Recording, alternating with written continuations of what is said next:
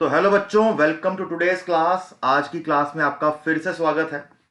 और मेरा नाम है Sahil Madan. I am your economics and BC के एडुकेटर। आज हम स्टार्ट कर रहे हैं एक नई सीरीज का नाम है इकोनॉमिक्स मैराथन।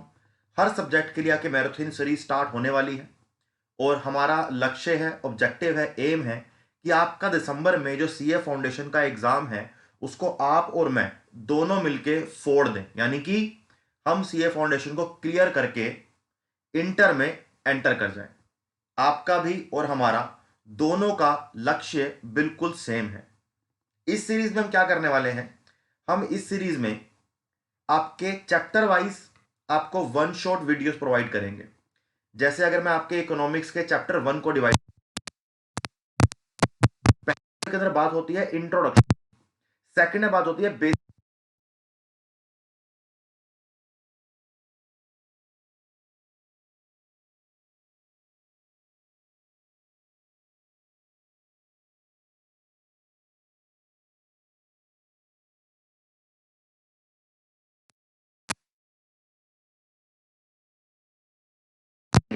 जितना आपके एग्जाम के लिए मोस्ट इंपॉर्टेंट है, जिससे आपकी आपकी रिवीजन भी हो जाए।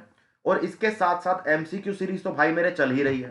तो यहां से चैप्टर पढ़ो, वहां से एमसीक्यू सोल्व करो, तो आपकी प्रिपरेशन 100% पूरी हो जाएगी। तो यही मेरी आप सबसे रिक्वेस्ट है कि आपके एग्जाम बहुत नजदीक हैं, बहुत पास हैं। बिल्कुल भी टाइम वेस्ट ना करके हमारी मैराथन सीरीज को देखो। अगर आपको लगता है कि आपके दोस्तों के लिए या आपके नोन में कोई प्रिपरेशन कर रहा है सीए फाउंडेशन की, तो उसको ये वीडियो शेयर करो कि मैक्सिमम लोगों तक हमारी मेहनत पहुंच पाए और उनका एग्जाम क्लियर हो पाए। स्टार्ट करते हैं आज की वीडियो। आज की वीडियो स्टार्ट करने से पहले एक बार दो छोटी सी बातें कि अगर आपको सीए फाउंडेशन का कोर्स परचेज करना है तो आपके पास दो ऑप्शन है, one is plus, second is iconic. आपके सामने दोनों के फीचर्स हैं। आपका अगर कोई इच्छा है एक स्ट्रक्चर्ड कोर्स परचेज करने की ये सीए फाउंडेशन के लिए, तो आप अन अकेडमी की ऐप पे जाके या वेब पोर्टल पे जाके कोर्स को परचेज कर सकते हो। मेरा कोड लगाओगे साहिल एम, तो आपको डिस्काउंट मिल जाएगा। अगर इच्छा हो तो भाई खरीद लो। हम अपने असली मुद्दे पर आते हैं। तो हमारा असली मुद्दा स्टार्ट होता है यहां से। जरा पेन सेलेक्ट कर लो एक बार। तो हम करेंगे कलर ब्लैक कलर सेलेक्ट। चलो, हाँ। तो हमारा असली मुद्दा क्या है भाई? हमारा असली मुद्दा है आज का हमारा चैप्टर। इस चैप्टर में हम क्या क्या पढ़ने वाले हैं? इस चैप्टर के अंदर हम पढ़ेंगे कि इकोनॉमिक्स क्या होती है और बिजनेस इकोनॉमिक्स क्या होती है। इकोनॉमिक्स और बिजनेस इकोनॉमिक्स में डिफरेंस क्या है। हम ये सब चीजें बेसिक्स पूरे कवर करके चलेंगे। और एक बात बहुत इंटरेस्टिंग जानने की है कि इस चैप्टर से दो तीन क्वेश्चन एग्जाम में आते ही आते हैं, क्योंकि पूरा थ्योरी बेस्ड चैप्टर है। चैप्टर में काफी कॉन्सेप्ट भी हैं और चीजें याद रखने की भी हैं। तो जो जो मैं कहूंगा, जो जो मैं आपको बोल रहा हूं, उन चीजों को जरूर माइंड में रख के चलना। ठीक है, चलो स्टार्ट करें कि व्हाट इज इकोनॉमिक्स। देखो, अगर मैं आपसे बहुत जनरल बात करूं कि इकोनॉमिक्स क्या होती है, तो भाई इकोनॉमिक्स आपको हर जगह दिख जाएगी। इकोनॉमिक्स का मतलब है कि आपके पास मैंने कुछ रिसोर्सेज दिए और मैंने बोला कि इन रिसोर्सेज से अपनी वांट्स को आप सेटिस्फाई कर लो। This is pure basic economics. आप इकोनॉमिक्स को अपने घर से भी सीख सकते हो। आप इकोनॉमिक्स को पड़ोसी की राशन की दुकान से भी सीख सकते हो। आप इकोनॉमिक्स को बड़ी एमएनसी, बड़ी फैक्ट्री, बड़ी प्रोडक्शन यूनिट से भी सीख सकते हो। मैंने अभी एक घर की बात करी, मैंने एक राशन की दुकान की बात करी, मैंने एक बड़ी एमएनसी, बड़ी फैक्ट्री, प्रोडक्शन यूनिट तक की बात करी। उन सब में एक चीज कॉमन है कि हम वहां पर कुछ रिसोर्सेज की मदद से एक आउटपुट निकालने का ट्राई कर रहे हैं। अब आप कहोगे सर चलो दुकान तो हम समझ गए, एमएनसी समझ गए, हम बड़ी फैक्ट्री समझ गए कि वहां पर हम एक आउटपुट निकाल रहे हैं रिसोर्सेज को यूज करके, लेकिन सर हमारे घर में ऐसा कैसे हो रहा है? अब अगर मैं आपको बोलूं कि आपके पेरेंट्स जो पैसे कमाते हैं उस पैसों का आप यूज कहां करते हो? घर का सामान खरीदने में, खाना खाने में, गाड़ी खरीदने में, घर खरीदने में, घर का रेंट देने में, गाड़ी की ईएमआई देने में। तो ये सब क्या है? ये सब छोटे छोटे आउटपुट्स हैं जिनके लिए आपके पेरेंट्स पैसे कमा रहे हैं।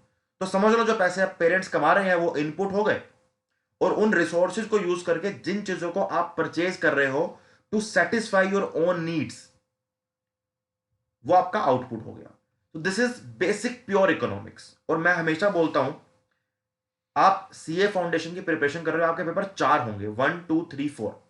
1 और 2 दोनों सब्जेक्टिव हैं, 3rd एंड 4th दोनों ऑब्जेक्टिव हैं। ऑब्जेक्टिव पेपर में आपको जाके ग्राफ नहीं बनाना, ऑब्जेक्टिव पेपर में आपको जाको ये नहीं लिखना कि इकोनॉमिक्स क्या होती है, लेकिन जो कॉन्सेप्ट के बेस्ड पे आपका एमसीक्यू आएगा, आपको वो पता होना बहुत जरूरी है। तो अगर आपको वो पता है तो आप आंसर ठीक करके आओगे, नहीं पता है तो नहीं करके आओगे। अब पता कैसे होगा? पता ऐसे होगा कि जो मैं आपको समझा रहा हूं वो कॉन्सेप्ट आपको समझ आना बहुत जरूरी है। तो एक बार बुकिश लैंग्वेज पढ़ते हैं कि बुकिश लैंग्वेज में इकोनॉमिक्स को कैसे डिफाइन किया गया है। चलिए, the term economics owes its origin to Greek word oikonomia, so it is a important word। इसको ध्यान रखना, एक बार सिर्फ इस वर्ड को लेके भी सीपीटी के अंदर क्वेश्चन पूछा गया है। It's origin to the Greek word oikonomia which means household. Oikonomia का मतलब है, मैं यहां पे लिखता हूं, देखो दोबारा एक बार, कि ओइकोनोमिया का मतलब है हाउस होल्ड। इस पॉइंट से ऑथर या जो जिन्होंने इकोनॉमिक्स को अलग सब्जेक्ट बनाया वो क्या समझाना चाह रहे हैं कि हम एक हाउस होल्ड की इकोनॉमिक्स से पूरी कंट्री या पूरे वर्ल्ड की इकोनॉमी को समझ सकते हैं। Till 19th century economics was known as political economy, लेकिन उसके बाद एडम स्मिथ ने एक बुक निकाली, द वेल्थ ऑफ नेशंस। उसके बाद इकोनॉमी को एक अलग दर्जा मिला एक सब्जेक्ट का 19th सेंचुरी में, कि भाई इकोनॉमी को हम सिर्फ पॉलिटिकल इकोनॉमी नहीं पढ़ेंगे, हम इकोनॉमी को एक अलग सब्जेक्ट पढ़ेंगे। इसीलिए आज आप इकोनॉमिक्स को अपने स्कूल में, कॉलेजेस में, पीएचडी में, मास्टर्स में एक अलग सब्जेक्ट पढ़ते हो। आपको इकोनॉमिक्स की एक इंडिविजुअल डिग्री आप अटेन कर सकते हो। जैसे मैंने मास्टर्स इन इकोनॉमिक्स करी है, तो मुझे, मेरे पास इकोनॉमिक्स की मास्टर्स की डिग्री है ना। तो ये क्या हुआ, अगर इकोनॉमिक्स एक अलग सब्जेक्ट नहीं होता तो उसके अंदर आप मास्टर्स नहीं कर सकते या ग्रेजुएशन नहीं कर सकते। The book named an inquiry into the nature and cause of wealth of nations 1776 usually abbreviated the wealth of nations by Adam Smith. इस नाम को याद रखना कि एडम स्मिथ कौन है। Adam Smith is known as the modern father of economics, और Adam Smith is known as the father of economics. अगर आपके एग्जाम में क्वेश्चन आए who is known as the father of economics, the answer is Adam Smith. Adam Smith का सबसे चर्चित या famous work या बुक कौन सी है? That is the wealth of Nations. अगर इसकी पूरी फुल फॉर्म पूछी जाए तो बुक का नाम है an inquiry into the nature and cause of wealth of nation. देखो ये तीन, सिर्फ इस एक स्लाइड से ना 3 क्वेश्चन बनते हैं, और ये तीनों क्वेश्चन आपके एग्जाम के अंदर पूछे गए हैं कि ओइकोनोमिया का मतलब क्या है। उसका मतलब है house hold, economy of a house hold, ये क्वेश्चन आया था, ठीक है। और ऑप्शन जहां तक मुझे याद है उसका ऑप्शन सी ठीक था। एक में लिखा गया था इकोनॉमी ऑफ अ इंडस्ट्री, एक में लिखा गया था I think economy of a country, एक में लिखा गया था economy of the household, and the last D was none of the above. तो सी बिल्कुल करेक्ट था, economy of the household, क्योंकि ओइकोनोमिया का मतलब है हाउस होल्ड। एक बार पूछा गया था who is the father of modern economics, option में एडम स्मिथ भी थे, और आई थिंक चर्चिल भी एक नाम था, और एक एल्फ्रेड मार्शल भी थे। The right answer was Adam Smith. एक क्वेश्चन ये पूछा गया था, the famous book the wealth of nations was written by which author, the answer is Adam Smith. एक बार चौथा क्वेश्चन बना था, एक बार the famous work the wealth of nations written by Adam Smith in which year, 1776। तो ये चारों क्वेश्चन आपके प्रीवियस ईयर क्वेश्चंस हैं। इसीलिए I am telling you again and again कि जो मैं आपको बोल रहा हूं उसको ध्यान से सुनना, और ध्यान से उसको नोट्स बनाना चाहो नोट्स बना लो। अगर इस पीपीटी से आपका काम चल जाएगा तो वो देख लो, बाकी आपकी मर्जी है, ठीक है दोस्त।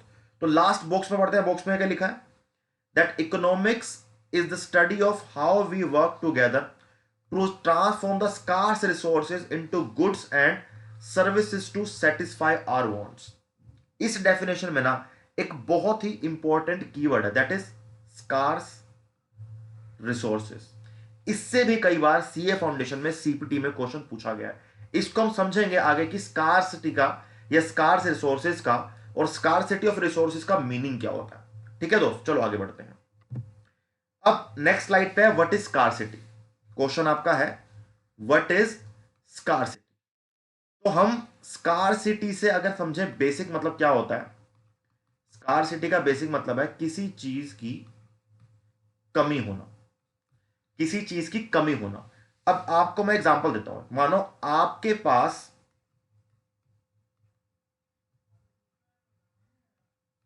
50,000 रुपए हैं और आपको दो चीजें खरीदनी है। एक आपको खरीदना है एप्पल का फोन, एक आपने खरीदना है लैपटॉप।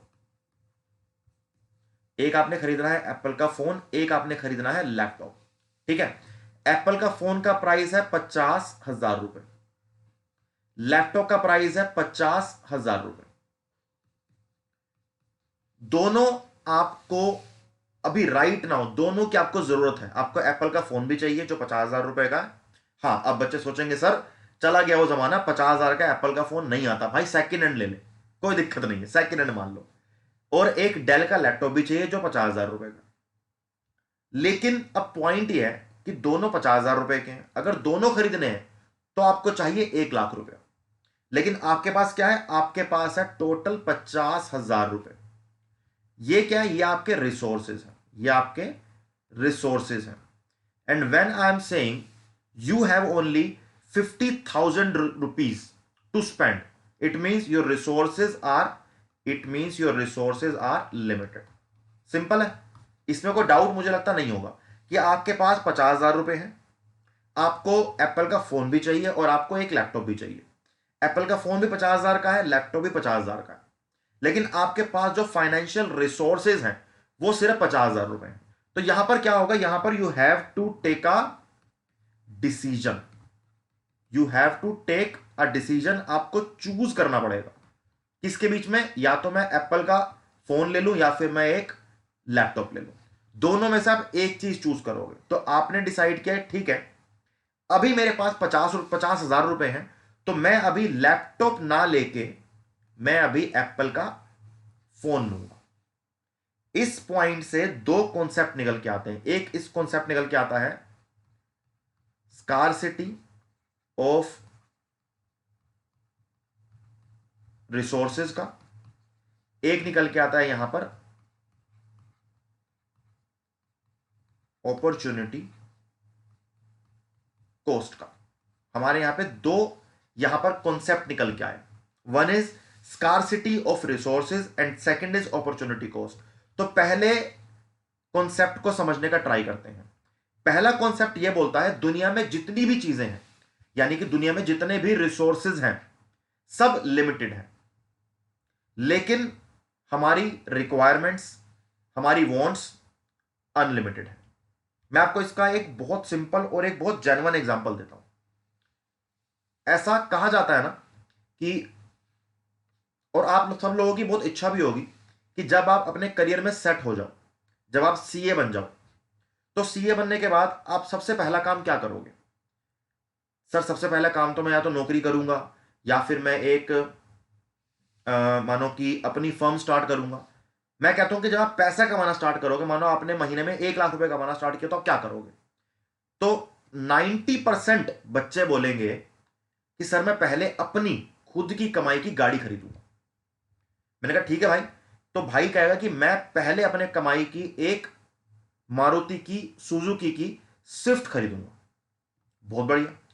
तो क्या आपको लगता है कि स्विफ्ट खरीदने के बाद आपका उससे महंगी गाड़ी खरीदने का मन नहीं करेगा। बिल्कुल करेगा। पहले आप स्विफ्ट खरीदोगे, उसको 2 साल 4 साल 5 साल चलाओगे, फिर आपका मन करेगा कि यार आप होंडा सिटी खरीदते हैं, फिर आपका मन करेगा कि फॉर्च्यूनर खरीदते हैं, फिर आपका मन करेगा बीएमडब्ल्यू खरीदते हैं। मेरे कहने का पॉइंट यहां पर यह है कि हमें लाइफ में जो भी मिल जाए एज अ ह्यूमन बीइंग, हमारी जो मशीनरी सेटअप है अंदर से, हमारी मशीनरी का सेटअप ऐसा है कि हमें जो मर्जी मिल जाए, हमारी रिक्वायरमेंट फुलफिल होना, it is quite impossible, it is next to impossible कि उसको आप सेटिस्फाई नहीं कर सकते।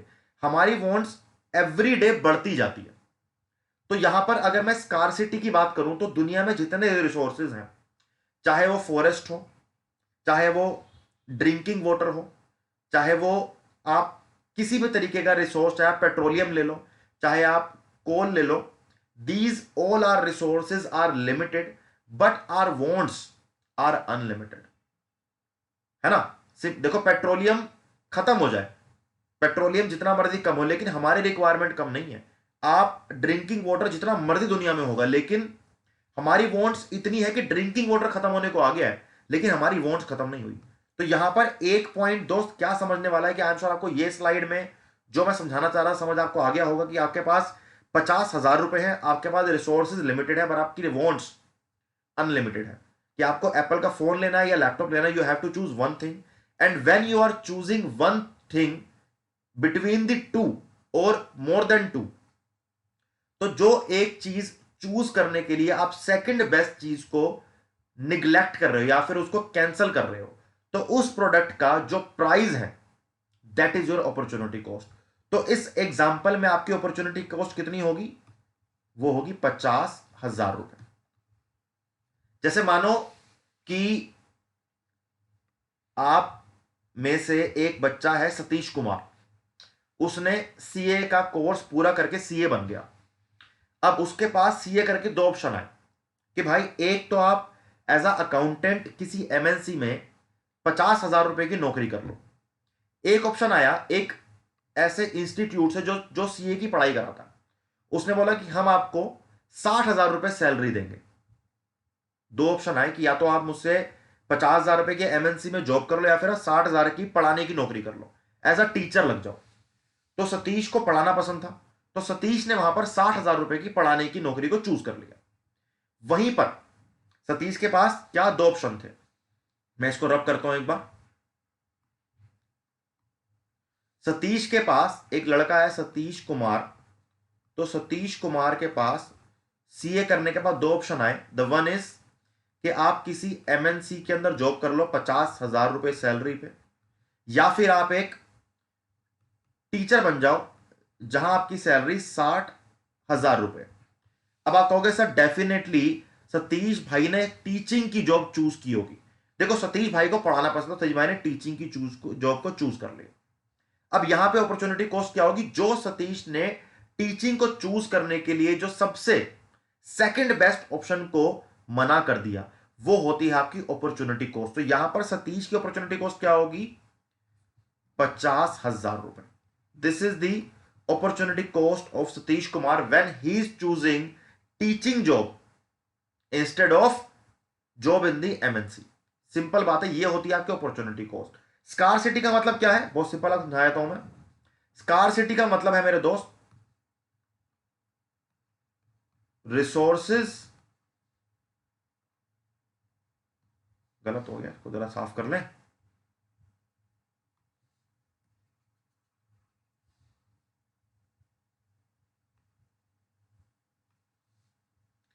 दैट रिसोर्सेज आर लिमिटेड, ये एक पॉइंट आपको याद रखना। एंड आर वांट्स, और you can say requirements are unlimited. कि हमारे रिसोर्सेज जो हैं, यहां पर देखो रिसोर्सेज जो है ये है लिमिटेड, हमारी वांट्स और रिक्वायरमेंट्स आर अनलिमिटेड। ये है स्कारसिटी। अब बहुत सिंपल सा कॉन्सेप्ट है, जो मैंने आपको बताया अभी तक उन सब पॉइंट को याद रखना कि सर रिसोर्सेज लिमिटेड है, हमारी रिक्वायरमेंट्स अनलिमिटेड है, that is why there is a scarcity of resources in the world. Scarcity of resources होने की वजह से ही मार्केट में आपको डिमांड एंड सप्लाई का कॉन्सेप्ट देखने को मिलता है। स्कारसिटी ऑफ रिसोर्सेज होने की वजह से ही आपको अपॉर्चुनिटी कॉस्ट का कॉन्सेप्ट देखने को मिलता है, because there is limited resources and you have to choose कि आप रिसोर्सेज से कौन सी वांट्स को फुलफिल करना चाहते हो। Simple, this is the scarcity, the simple meaning of scarcity. अगर आपको इससे पहले वाली स्लाइड जो मैंने समझाया वो फोन और लैपटॉप वाला एग्जांपल, तो बैक करके आप स्क्रीनशॉट दोबारा ले सकते हो, बाकी आपकी मर्जी है दोस्त। आई एम श्योर कि आपको इजीली समझ आ जाओगे स्कार्सिटी क्या होता है। हम आगे बढ़ते हैं। नेक्स्ट हम पढ़ेंगे fundamental facts of economics. Human wants for goods and services are unlimited. इन पॉइंट्स को आपने याद रखना है, रट लेना है। Resources to produce goods and services are limited. इन दोनों पॉइंट को याद रखो, और मैं बता रहा हूं आपको कम से कम एक क्वेश्चन तो इस कॉन्सेप्ट से एग्जाम के अंदर फंसेगा ही फंसेगा। उसके बाद wants being unlimited and our resources being limited, we cannot satisfy all our wants. This is not out, this is our wants. कि हमारे रिसोर्सेज तो भाई अनलिमिटेड, रिसोर्सेज लिमिटेड है, लेकिन हमारी रिक्वायरमेंट्स, हमारी इच्छाएं, वॉन्ट्स अनलिमिटेड है। ठीक है ना? इसीलिए हम अपनी सारी रिक्वायरमेंट्स को फुलफिल नहीं कर सकते। इसका सिंपल एग्जांपल समझो कि मानो मेरी इनकम आज 50,000 रुपए है, मैं आपको पढ़ाता हूं, आपके लिए नोट्स बनाता हूं, आपकी स्पेशल क्लास लेता हूं, ये सब करके मुझे महीने के 50,000 रुपए मिलते हैं। अब आपको क्या लगता है कि मेरी क्या क्या इच्छा होगी जिंदगी में? मेरी इच्छा गाड़ी खरीदने की भी होगी, मेरी इच्छा अपनी घर खरीदने की भी होगी, मेरी इच्छा हर महीने एक ट्रैवल करने की भी होगी, ट्रैवल करने मेरी इच्छा होगी कि मैं हर महीने आउट ऑफ इंडिया घूमने जाऊं, मेरी इच्छा होगी कि मैं मतलब बहुत महंगे महंगे सुंदर सुंदर कपड़े पहनूं। किसकी इच्छा नहीं होती है? जो बोलता है कि मेरी इच्छा नहीं है मटेरियलिस्टिक चीजों को लेके, मैं नहीं मानता।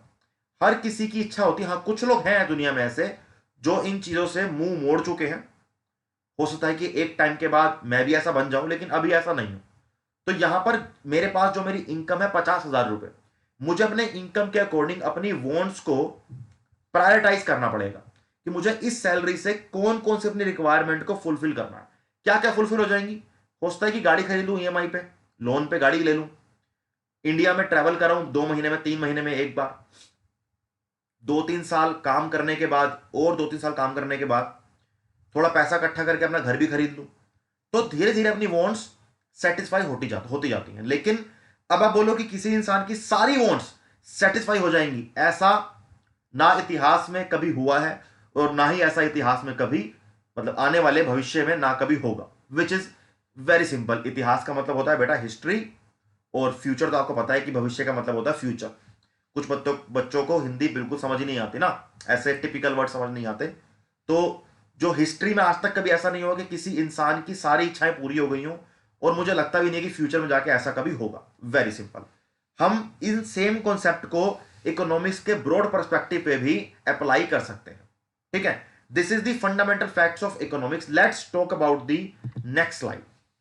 The study of economics will enable us to, study of economics will enable us to, मैं सिर्फ एक जो इंपॉर्टेंट पॉइंट है उन्हीं को अंडरलाइन करूंगा, आप उन्हीं को समझेंगे क्या मतलब है उनका। To develop an analytical approach that helps us in understanding and analyzing a wide range of economic issues. क्या क्या इकोनॉमिक इशू होते हैं पहले ये समझो। क्या इशू है? Poverty, unemployment, inflation etcetera. ऐसे तो अनगिनत हैं इश्यूज जो इकोनॉमिक से मैं रिलेट कर सकता हूं। एक्सपोर्ट इंपोर्ट कम हो जाए, कुछ भी हो सकता है, रिसेशन, डिप्रेशन, बहुत चीजें हैं, कोई दिक्कत ऐसा नहीं है कि कोई भी चीज मतलब किसी की लिमिट है। अनलिमिटेड इश्यूज हैं economic issues. To develop an analytical approach that helps us in understanding and analysing a wide range of economic issues. तो कुछ बच्चे बोलते हैं कि इकोनॉमिक्स एक सोशल सब्जेक्ट है, मैं बोलता हूं कि इकोनॉमिक्स सोशल साइंस का सब्जेक्ट है। इकोनॉमिक्स एक साइंस भी है और इकोनॉमिक्स एक आर्ट भी है। इसकी बात हम आगे भी करेंगे आज की क्लास में। साइंस कैसे है? साइंस का मतलब क्या है?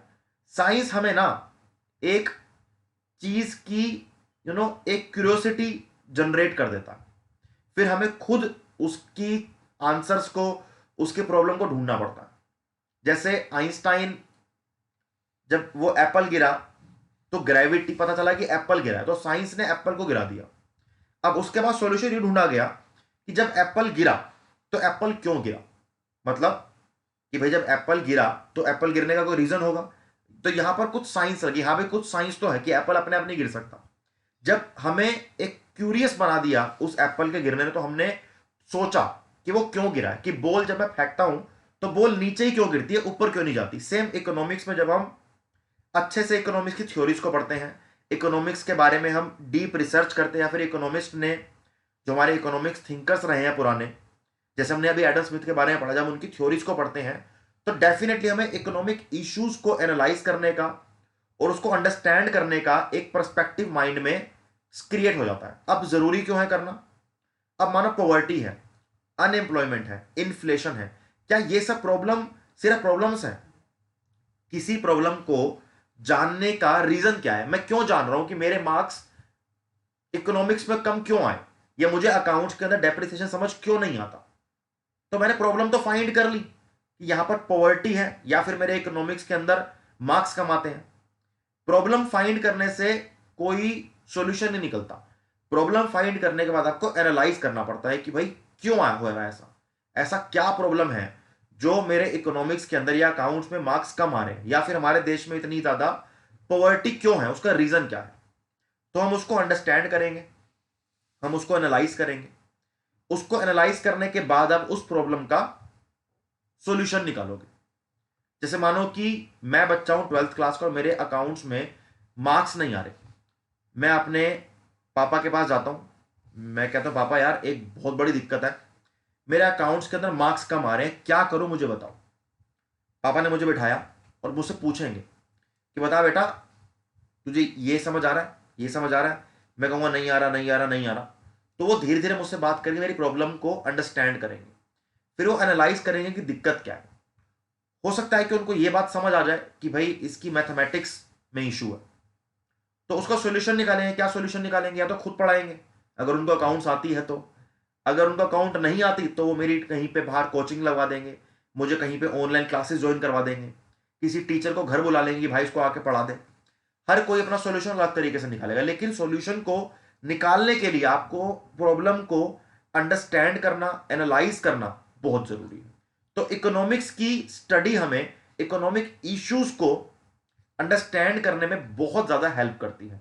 इकोनॉमिक इश्यूज कौन कौन से हो सकते हैं? Poverty, unemployment, inflation, depression, recession in the country, price drop, किसी कंट्री की करेंसी बिल्कुल उसकी वैल्यू खत्म हो जाना। ठीक है, तो ये सब हमारा इकोनॉमिक्स इश्यूज होते हैं। नेक्स्ट लाइन पढ़ते हैं। It also provides us with a number of models and frameworks that can be applied in different situations such as inflation, depression, etc. वही बात है कि हमें कुछ मॉडल्स, कुछ फ्रेमवर्क्स, कुछ बनी बनाई किताबों से हम पढ़ लेते हैं कि ऐसे इन्फ्लेशन से हम जूझ सकते हैं, ऐसे इन्फ्लेशन को हम सोल्व कर सकते हैं। सो इंडिया में जब इन्फ्लेशन, देखो अगर इंडिया में बोला जाता है कि अगर इंडिया में इन्फ्लेशन 4 to 6% है, मतलब 4% to 6% अगर इकोनॉमी में इन्फ्लेशन है, तो it is a good for an economy, ये काफी इकोनॉमी के लिए हेल्दी है। लेकिन अगर इन्फ्लेशन 6% से बढ़ जाता है तो वो फिर किसी इकोनॉमी के लिए अच्छा नहीं है। तो जब आरबीआई को या गवर्नमेंट को लगता है कि इन्फ्लेशन 6% से बढ़ रहा है, तो वो कुछ ऐसे तरीकों के साथ सामने आते हैं, कुछ ऐसे डिसीजंस लेते हैं, कुछ ऐसे पॉलिसी में चेंजेस लेके आते हैं जिससे इन्फ्लेशन को कंट्रोल किया जा सके।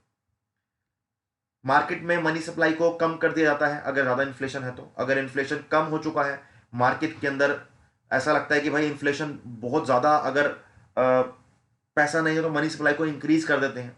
तो ये कुछ ऐसे पॉइंट हैं जो आपने मनी एंड बैंकिंग चैप्टर के अंदर अपने एग्जाम के अंदर पहले पढ़े भी होंगे, लेकिन अभी हम नहीं पढ़ रहे हैं वो, क्योंकि काफी डीप चला जाएंगे। फिर हम लास्ट लाइन पढ़ते हैं।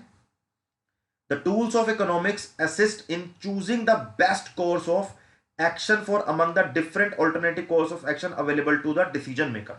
तीनों पॉइंट एक ही बात कर रहे हैं कि कोई बिजनेस इकोनॉमिक्स के अंदर अगर कोई कंपनी का ओनर है, तो अगर उन्हें कोई डिसीजन लेना है तो वो इकोनॉमिक्स की थ्योरी से पढ़ के डिसीजन ले सकते हैं, उनसे सीख सकते हैं।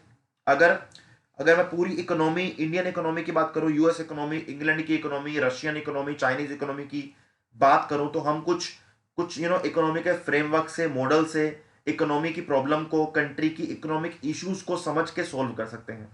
तो स्टडी ऑफ इकोनॉमिक्स हमें अनेबल करती है प्रॉब्लम को समझ के उनको सोल्व करने में, और एक बेहतर और एक बेस्ट डिसीजन लेने के लिए। आप कभी भी लाइफ में देखोगे ना, when you are facing any problem, like चाहे आप अपनी बात करो, अपने पेरेंट्स की बात करो, चाहे आप अपने दोस्त की बात करो, किसी की बात करो, तो वहां पर आपको एक ही चीज करनी होती है, आपको एक डिसीजन लेना होता है। अब मानो किसी बच्चे ने 12th पास करी, उसके पास उसके पेरेंट्स ने बोला कि बेटा तू कॉमर्स बैकग्राउंड से है, या तो बीकॉम कर ले, या बीकॉम ऑनर्स कर ले, या कंपनी सेक्रेटरी का कोर्स कर ले, या चार्टेड अकाउंटेंट का कोर्स कर ले, सीएमए कर ले, बीबीए कर ले, जो तेरा मन करे वो कर ले। तो यहां पर एक दुविधा बन गई, एक प्रॉब्लम क्रिएट हो गई कि क्या किया जाए 12th के बाद। तो अगर आप इस पूरी सिचुएशन का एक सॉल्यूशन ढूंढोगे ना, तो उसका सिर्फ एक ही सॉल्यूशन है, दैट इज डिसीजन मेकिंग।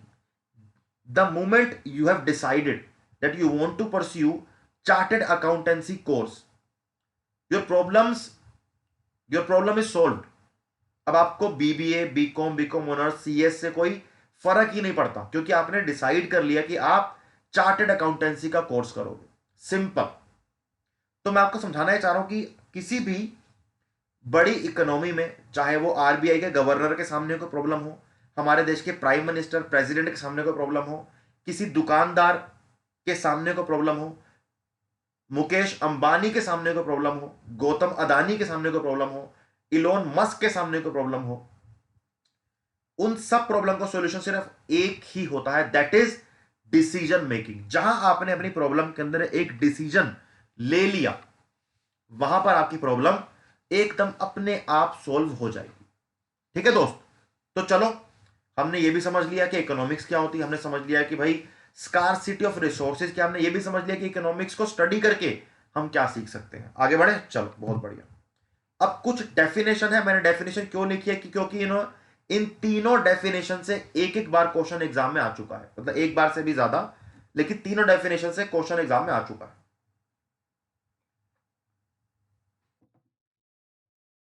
पहली डेफिनेशन बात करती है एल्फ्रेड मार्शल की, ये हमारे प्यारे से गोरे से अंकल है, एल्फ्रेड मार्शल अंकल। सेकंड बात करती है लियोनेल रॉबिन्स की, रॉबिन अंकल की, ये हमारे रॉबिन अंकल है यहाँ पर। और नीचे हमारे द मॉडर्न, हमारे जो इकोनॉमिक्स के फादर है, दैट इज एडम स्मिथ, इनकी बात करती है। इन तीनों ने ना एक एक डेफिनेशन दी है, उस डेफिनेशन को पढ़ते हैं, ठीक है। तो एल्फ्रेड मार्शल अंकल बोलते हैं economics is the study of mankind in the ordinary business of life. Lionel Robbins बोलते हैं economics is the science which studies human behaviour as a relationship between ends and scarce means which have alternative uses. तो uncle ने क्या बोला, uncle ने बोला जो means है, मीन्स का मतलब है यहां पर रिसोर्सेज, जो रिसोर्सेज हैं वो क्या है, स्कार्स है, यानी कि there is a scarcity of resources. तो अगर आपके एग्जाम में क्वेश्चन आता है कि भाई अपनी किस ऑथर ने अपनी डेफिनेशन के अंदर यह बताया है कि रिसोर्सेज और means are scarce, there is a scarcity of resources और means, your answer should be Lionel Robbins. की रॉबिन अंकल ने बताया था हमको अपने डेफिनेशन में कि जो हमारे मींस हैं, जो हमारे रिसोर्सेज हैं, दे आर स्कार्स। सेकंड बात करते हैं हम, थर्ड बात करेंगे एडम स्मिथ अंकल की। तो अंकल बोलते हैं कि economics is a science of wealth which studies the process of production, consumption and accumulation of wealth. Mostly question इस और इस अंकल की डेफिनेशन से आता है।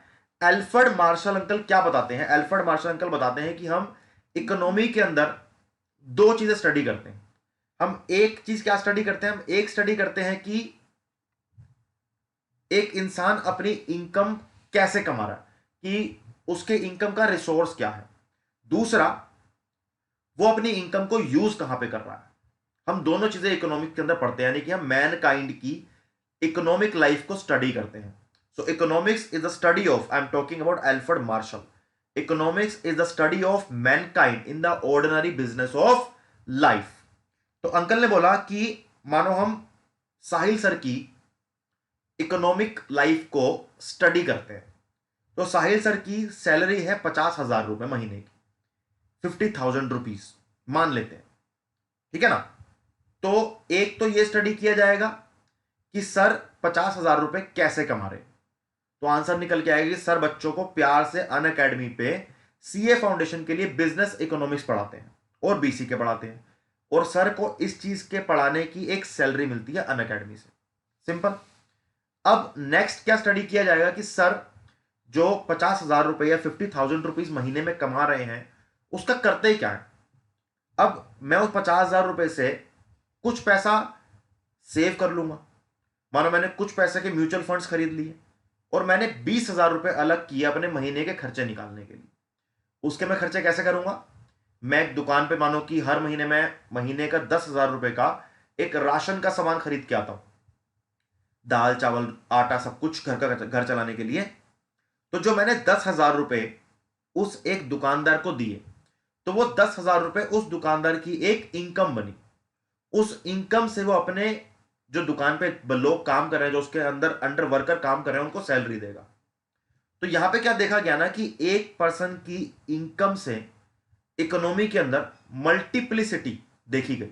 मल्टीप्लिसिटी ऑफ, आप बोलो करेंसी बोल लो, मल्टीप्लिसिटी ऑफ मनी बोल लो, या मनी मल्टीप्लायर बोल लो, कि मेरे 50,000 रुपए अब कितने लोगों के अंदर डिवाइड होंगे, है ना। कि जैसे मानो कि भाई मैंने 100 रुपए दिए एक दुकान पे जाके, तो मेरे जैसे 100 लोगों ने आके 100 रुपए दिए, तो कितने हो गए? 10,000 रुपए हो गए टोटल मिला के। अब वो 10,000 रुपए उस दुकानदार की महीने की कमाई हो गई मान लेते हैं, चलो। उस कमाई में से वो अपने 4 लेबर को सैलरी भी देगा और अपने घर का खर्चा भी निकालेगा। अब वो 4 लेबर अपनी सैलरी में से किसी दूसरी दुकान पे जाके सामान खरीदेंगे। अब उस दूसरी दुकान पे जाके, अब जब वो दूसरे दुकानदार को कुछ सामान खरीदने के लिए पैसे देंगे, तो वो वाला पैसा उस दूसरे दुकानदार की इनकम बन जाएगा। तो यहां पर क्या देखा गया? मल्टीप्लाई, एक चेन इफेक्ट देखा गया कि एक इंसान की इनकम दूसरे, मतलब एक इंसान का एक्सपेंडिचर दूसरे इंसान की इनकम बन जाता है। तो ये आप अगर कभी रियल लेवल पे, रियल लाइफ में देखोगे, तो आपको अपने आसपास कई जगह देखने को मिलेगा। ठीक है दोस्त, तो एल्फ्रेड मार्शल अंकल ये बताते हैं कि हम इकोनॉमिक्स के अंदर एक इंसान कैसे पैसे कमा रहा है और कैसे पैसे को स्पेंड कर रहा है, हम उसकी स्टडी करते हैं। यानी कि we study the ordinary, the mankind, the study of mankind in the ordinary business of life. This is economics according to Alfred Marshall. Lionel Robbins uncle बोलते हैं there is a scarcity of resources and all the resources have alternative uses. How? Just take an example of this glass. सब बच्चे कहेंगे, जिन बच्चों ने मेरे lecture पहले देखे हैं, कि सर का एक ग्लास बड़ा फेवरेट है, यही ग्लास लेके बैठते हैं पानी पीने के लिए, और पानी फिर पी भी लेते हैं।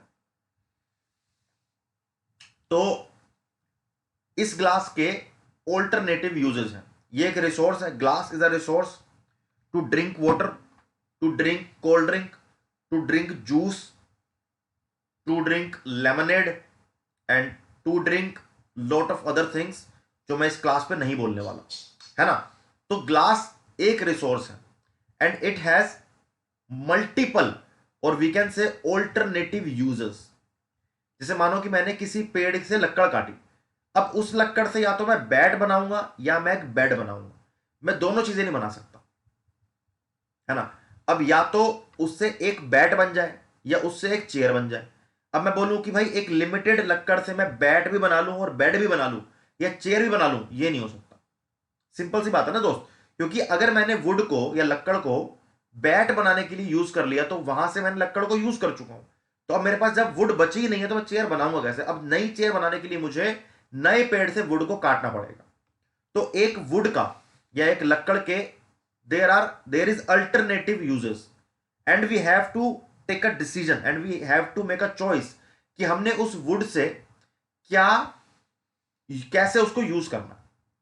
तो लियोनल रॉबिन्स अंकल बोलते हैं कि there is a scarcity of resources, it means we have unlimited wants but available resources is limited. और इकोनॉमिक्स के अंदर हम इसी रिलेशनशिप की स्टडी करते हैं, और हम ये भी स्टडी करते हैं कि भाई जो हमारे रिसोर्सेज हैं उनके यूजेस भी ऑल्टरनेटिव भी है, यानी कि मल्टीपल रिसोर्सेज है, and we have to take और we have to make a decision कि हमने किस रिसोर्स का क्या यूज करना है। सिंपल। एडम स्मिथ अंकल बहुत सिंपल बात करते हैं कि भाई इकोनॉमिक्स एक साइंस है जिसके अंदर हम प्रोडक्शन, कंजम्पशन और एक्यूमुलेशन ऑफ वेल्थ के प्रोसेस को स्टडी करते हैं। इन तीनों डेफिनेशन को आई एम श्योर कि आपको समझ आ गया होगा। इनसे अगर कोई क्वेश्चन, कोई अप्लाइड क्वेश्चन बनकर आए या कोई और क्वेश्चन बन के आए, तो उसको सोल्व करना। और इन सब कॉन्सेप्ट को लेके मैंने एमसीक्यूज की वीडियोस ऑलरेडी डालना स्टार्ट कर चुके हैं हम, उनको भी सोल्व करो दोस्त, तभी आपका एग्जाम 100% क्लियर होगा। आगे बढ़ते हैं। अब नेक्स्ट बात आएगी हमारे चैप्टर की, दैट इज बिजनेस इकोनॉमिक्स। तो क्वेश्चन आपके सामने होगा कि सर ठीक है, समझ लिए कि इकोनॉमिक्स क्या है, हमने ये भी समझ लिया कि सर स्कार्सिटी क्या है, हमने ये भी समझ लिया कि सर अलग अलग डेफिनेशन क्या थी कि रिसोर्सेज का यूजेस भी ऑल्टरनेटिव है। पर सर चैप्टर का नाम और सब्जेक्ट का नाम है बिजनेस इकोनॉमिक्स, तो ये बताओ कि व्हाट इज बिजनेस इकोनॉमिक्स, इसका आंसर दो। तो ये समझने से पहले आपको दो चीज समझनी पड़ेंगी। हम 11th एंड 12th क्लास के अंदर क्या पढ़कर आए हैं? पढ़ के आए हैं इकोनॉमिक्स। इकोनॉमिक्स के अंदर हमने क्या क्या पढ़ा? हमने इकोनॉमिक्स के अंदर अभी तक सिर्फ थ्योरीज पढ़ी है। थ्योरीज कैसे पढ़ी है कि अगर प्राइस बढ़ेगा तो डिमांड कम हो जाएगी, प्राइस घटेगा तो डिमांड बढ़ जाएगी। हमने थ्योरीज पढ़ी हैं। हमने और थ्योरीज क्या क्या पढ़ी हैं कि जब मैं पहला रसगुल्ला खाऊंगा ज्यादा मजा आएगा, सेकंड खाऊंगा तो कम मजा आएगा, थर्ड खाऊंगा तो और कम मजा आएगा, फोर्थ खाऊंगा और कम मजा आएगा। आई am talking about marginal utility, कि एक प्रोडक्ट की यूटिलिटी उसके कंजम्पशन के साथ कम होती जाती है। ये पढ़ा है ना हमने। तो हमने इकोनॉमिक्स की थ्योरीज तो पढ़ी है, हमने जब इकोनॉमिक्स की थ्योरीज तो पढ़ी है, लेकिन जब मैं उन थ्योरीज को, जब मैं उन थ्योरीज को बिजनेस के अंदर यूज करूंगा, जब मैं उन थ्योरीज को बिजनेस में यूज करूंगा तो वो बनता है business economics. Business economics, business economics के अंदर हम मैक्रो और माइक्रो दोनों के कॉन्सेप्ट को यूज करते हैं। अगर आपको कोई बोलता है कि बिजनेस इकोनॉमिक्स के अंदर हम सिर्फ माइक्रो इकोनॉमिक्स का यूज करते हैं तो it is a wrong statement. हम बिजनेस इकोनॉमिक्स के अंदर माइक्रो और मैक्रो दोनों का यूज करते हैं। माइक्रो मैक्रो में डिफरेंस हम आगे पढ़ने वाले हैं इसी क्लास में। तो this is simple, very simple business economics when we use the theories we have studied in economics in 11th 12th in our business, that you know the collaboration of theories and practical business situation known as business economics। कि जब हम economics को business में use करेंगे तो समझा जाएगा business economics क्या होता है ना। तो मतलब हमने इकोनॉमिक्स से थ्योरी उठा ली और बिजनेस से प्रैक्टिकलिटी उठा ली, जब दोनों को मिला दिया तो बन गया बिजनेस इकोनॉमिक्स। बहुत सिंपल एग्जांपल है और इससे ज्यादा आपको समझने की जरूरत भी नहीं है। ठीक है दोस्त, तो यहां पर हमने समझ लिया कि बिजनेस इकोनॉमिक्स क्या होता है। आगे बढ़ते हैं, अब पढ़ेंगे डिसीजन मेकिंग क्या होता है। Because I have told you decision making, you will face this situation in almost every day in your life, every day, like intentionally or unintentionally you are making decisions। मैं आपको अभी class से पहले की बात करता हूं। मैं अभी किचन में गया और मैंने पानी पीना था। मेरे सामने 3 ग्लास पड़े थे, मैंने उस ग्लास में से इस ग्लास को चूज किया। क्या मतलब है ग्लास चूज करने का? मतलब मेरे पास 3 ग्लास थे और मुझे एक चूज करना था। इट मींस वहां पर I have to make a decision. रात को मुझे एक डेट पे जाना है ना, एक ऑब्वियसली फीमेल फ्रेंड के साथ। तो मुझे शर्ट कौन सी पहननी है, डिसीजन लेना पड़ेगा। 12th के बाद सीए करनी है, सीएस करनी है, डिसीजन लेना पड़ेगा। मेरा बहुत बड़ा बिजनेस है, मुझे एक नया प्रोडक्ट लॉन्च करना है, कब लॉन्च करना है, डिसीजन लेना पड़ेगा। Decision making is a very very important thing in your life and it plays an immensely important role in your life। just take an example। यहां पर आपके सामने एक 3 लोग खड़े हैं और एक कंपनी है ABC लिमिटेड। ठीक है, ABC लिमिटेड के सीईओ हैं मिस्टर अशोक, सीएमओ यानी कि चीफ मार्केटिंग ऑफिसर है हमारी मिस मोनिका, और हमारे चीफ फाइनेंशियल ऑफिसर है मिस्टर गुरप्रीत। मैं आपको एक स्टोरी सुनाने वाला हूं और उस स्टोरी में यू विल अंडरस्टैंड कि what is the meaning and the significance of decision making. कि हर कंपनी में सबसे मेजर काम क्या है, डिसीजन लेना। अब सुनो, अशोक एक एबीसी लिमिटेड कंपनी के चीफ एग्जीक्यूटिव ऑफिसर है, उन्होंने एक मीटिंग रखी और बहुत एक इंपॉर्टेंट मीटिंग थी। तो उन्होंने कंपनी के सीएमओ यानी कि मोनिका और कंपनी के सीएफओ यानी गुरप्रीत दोनों को मीटिंग में बुलाया। सर ने मोनिका को एक साइड बिठाया और अशोक ने एक साइड गुरप्रीत को बिठाया। बीच में अशोक खड़े हैं, एक साइड मोनिका जी बैठी हैं, एक साइड गुरप्रीत जी बैठे हैं। तो अशोक जी बोलते हैं कि गुरप्रीत पाजी, मुझे लगता है कि हमें एक मार्केट में सॉफ्ट ड्रिंक लॉन्च करनी चाहिए और मैं चाहता हूं कि हम नेक्स्ट मंथ इस सॉफ्ट ड्रिंक को लॉन्च कर दें। तो मोनिका और ग्रुप दोनों के कान खड़े हो गए कि भाई ये क्या बोल दिया, ये बात कब से आ गई, एकदम से कैसे बात आ गई। अभी तो हम 4 दिन पहले चिप्स बना रहे थे, वेफर्स बना रहे थे, मिक्सचर बना रहे थे, ये सॉफ्ट ड्रिंक कहां से आ गई। तो मोनिका ने बोला कि sir, it is a big decision to make, एक बहुत बड़ा डिसीजन लेना पड़ेगा, R&D लगेगी, आई नीड सम टाइम। तो अशोक ने सर ने बोला कि मोनिका मैडम, टाइम नहीं है, काम करना है, कैसे, फटाफट काम करना है फटाफट। तो मोनिका ने समझ गई कि सर बहुत सीरियस है। तो मोनिका थोड़ी देर के चुप हो गई। वहीं पे गुरप्रीत पाजी बोलते हैं कि सर, एक बात तो मुझे आपको बोलनी पड़ेगी कि आजकल ना इंडिया में लोगों की हेल्थ को लेकर अवेयरनेस बहुत ज्यादा बढ़ चुकी है। तो यहां पर हमें सोचना पड़ेगा कि हमें ऐसी ड्रिंक लॉन्च करनी चाहिए या नहीं करनी चाहिए जिसके अंदर आर्टिफिशियल फ्लेवर्स हो, जैसे हमारी पेप्सी कोला यार होती है, वैसी ड्रिंक की बात कर रहा हूं। तो वहां पर अशोक सर ने बोला, गुरप्रीत पाजी, मेरी पर्सनल रिसर्च एंड डेवलपमेंट की टीम इस सेम प्रोजेक्ट पे 3 महीने से काम कर रही है और हमें 3 महीने काम करने के बाद यह समझ आया है कि बहुत बड़ी मार्केट है और इस मार्केट को मुझे अगले 5 सालों में एक्वायर करना है। I want to rule this market, I want कि हमारी सॉफ्ट ड्रिंक हर घर पर जाए। तो वहीं पर मोनिका और गुरप्रीत समझ जाते हैं कि अशोक सर बहुत सीरियस है और वो कहते हैं सर ठीक है, अगले महीने सॉफ्ट ड्रिंक लॉन्च हो जाएगी। तो अशोक जी ने बोला कि मोनिका मैम, आप हमारी कंपनी की चीफ मार्केटिंग ऑफिसर हो, डिसीजन हो चुका है कि हम ड्रिंक को अगले महीने लॉन्च कर रहे हैं और आप अपने मार्केटिंग की टीम को, जो भी आप चाहते हो, अपनी मार्केटिंग की नई टीम बना लो, नई हायरिंग करनी है नई हायरिंग कर लो, पुराने लोग को लेना पुराने लोगों को ले आओ, जो आपका मन करेगा। मुझे 1 हफ्ते के अंदर अंदर आपकी टीम तैयार चाहिए।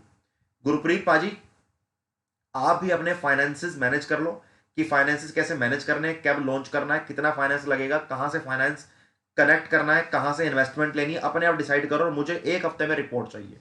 अब दोनों खड़े हो और डिसमिस। तो यहां पर देखो क्या हुआ, इस पूरी मीटिंग में एक डिसीजन लिया गया। डिसीजन में क्या बात हुई कि कौन सा प्रोडक्ट बनाना है। यहां देखना कि कौन सा प्रोडक्ट बनाना है। प्रोडक्ट क्या है? Soft drink.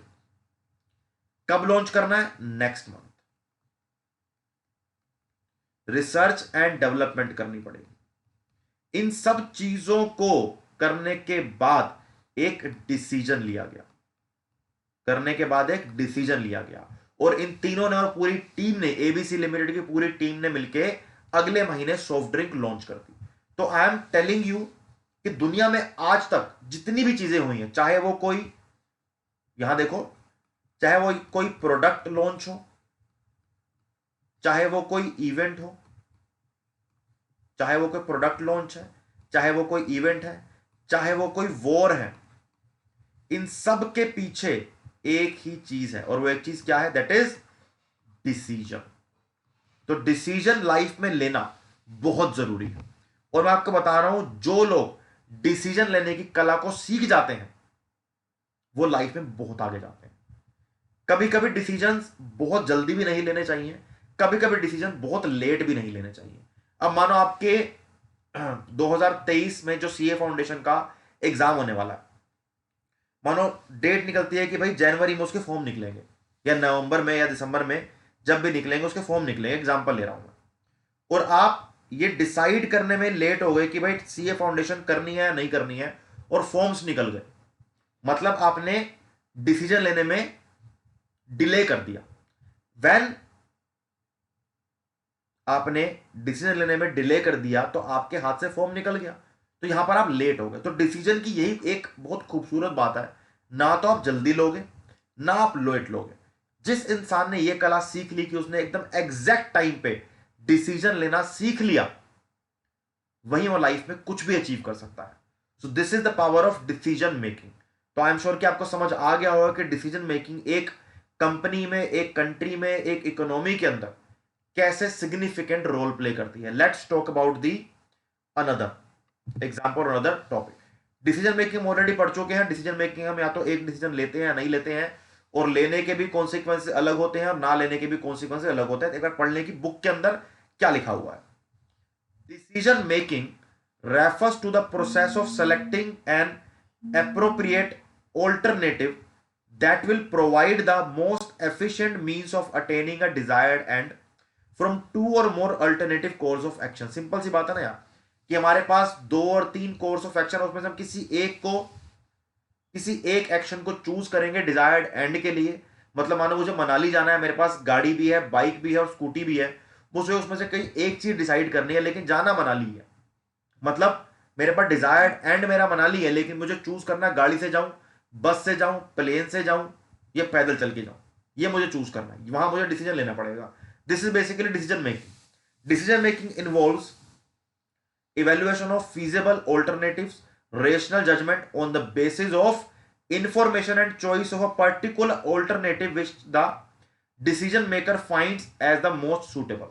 मतलब आपको एक फीजेबल ऑल्टरनेटिव में से, ऑप्शंस में से जजमेंट लेनी पड़ेगी, जज करना पड़ेगा कि आपने किस चीज को चूज करना है आपके डिजायर्ड एंड के लिए, आपके ऑब्जेक्टिव को अचीव करने के लिए। That is simply decision making. हम इस कॉन्सेप्ट को यहीं पर खत्म कर रहे हैं। आई एम श्योर कि डिसीजन मेकिंग क्या होता है, डिसीजन मेकिंग की इंपॉर्टेंस क्या है, क्योंकि इंपॉर्टेंस को लेके भी एक बार क्वेश्चन, एक बार नहीं कई बार सीपीटी सीए फाउंडेशन में आ चुका है। आगे बढ़ते हैं।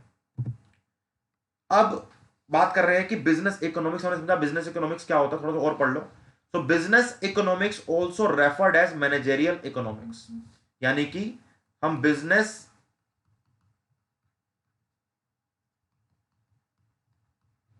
इकोनॉमिक्स को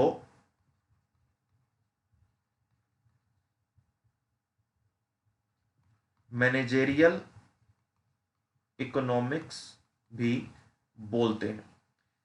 अब आपके एग्जाम में यह क्वेश्चन पूछा जा चुका है कि business economics is also known as dash.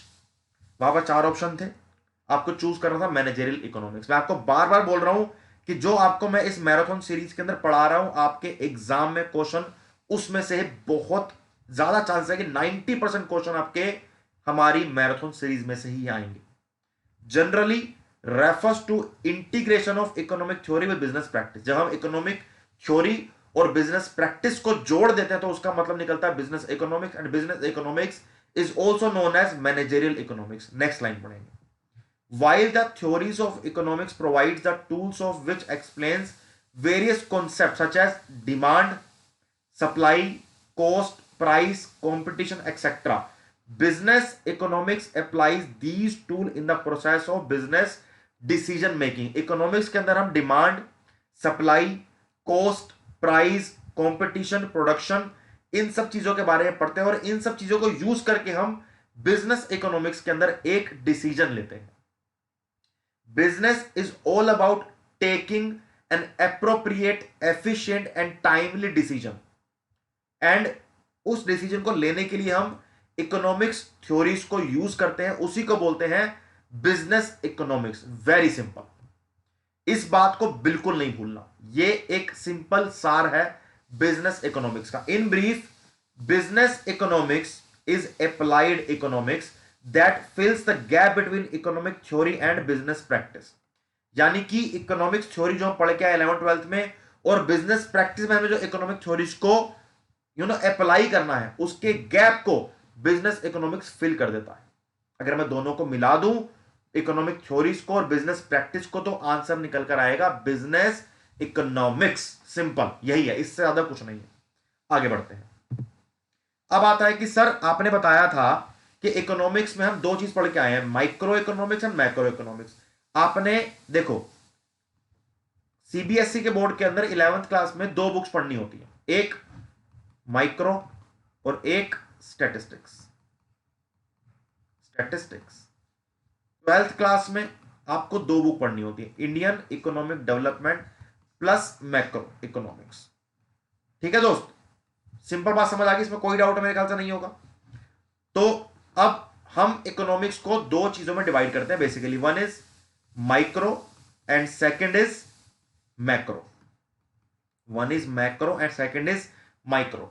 इसको समझाऊंगा बहुत सिंपल तरीके से, समझना, ध्यान से सुनना, ध्यान से देखना स्क्रीन पे क्या हो रहा है।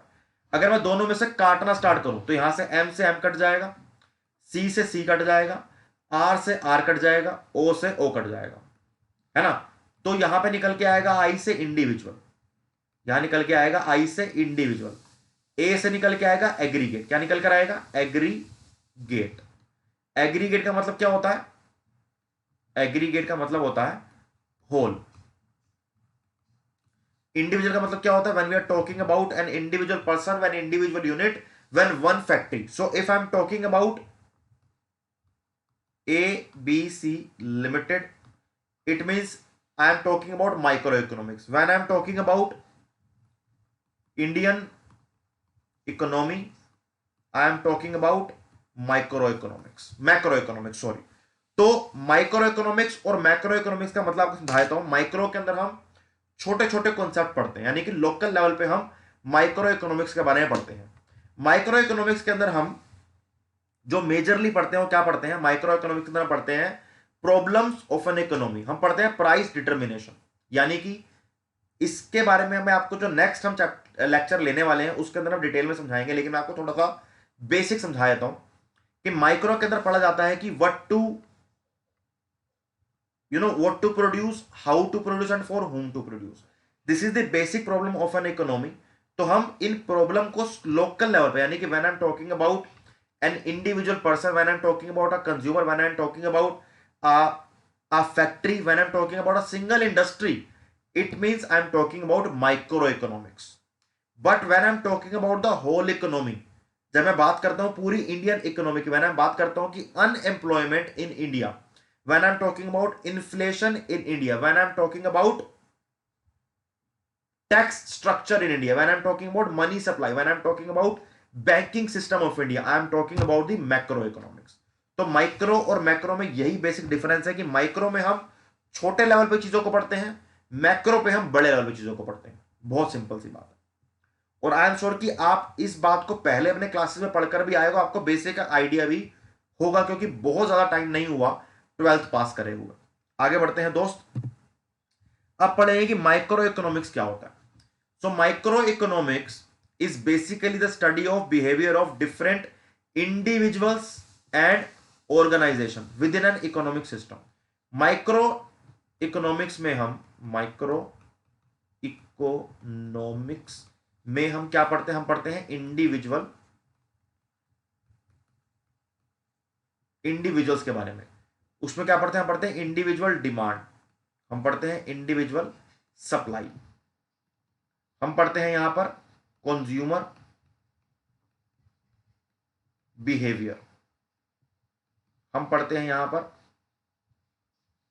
और क्या पढ़ेंगे यहां पे? हम मानो हम पढ़ते हैं किसी एक कंपनी के बारे में कि एक कंपनी के लास्ट साल में उसकी बैलेंस शीट क्या रही, उसने कितना प्रॉफिट कमाया, उसने एक कंपनी ने कितना एक्सपोर्ट इंपोर्ट किया। हम पढ़ते हैं कॉटन इंडस्ट्री के बारे में। So when I am talking about one industry, it means I am talking about micro economics. तो बेसिकली मेरे कहने का पॉइंट सिर्फ ये है, जब हम कुछ इकोनॉमिक्स को लोकल लेवल पे, यानी कि सेंट्रल लेवल पे ना पढ़ के डिस्ट्रिक्ट लेवल पे, स्टेट लेवल पे, या फिर किसी इंडस्ट्री लेवल पे, या फिर किसी एक फैक्ट्री के बारे में, इंडिविजुअल डिमांड एंड सप्लाई के बारे में, या किसी में अगर बात करूं कि इस ग्लास की एक साल में डिमांड और सप्लाई कितनी है,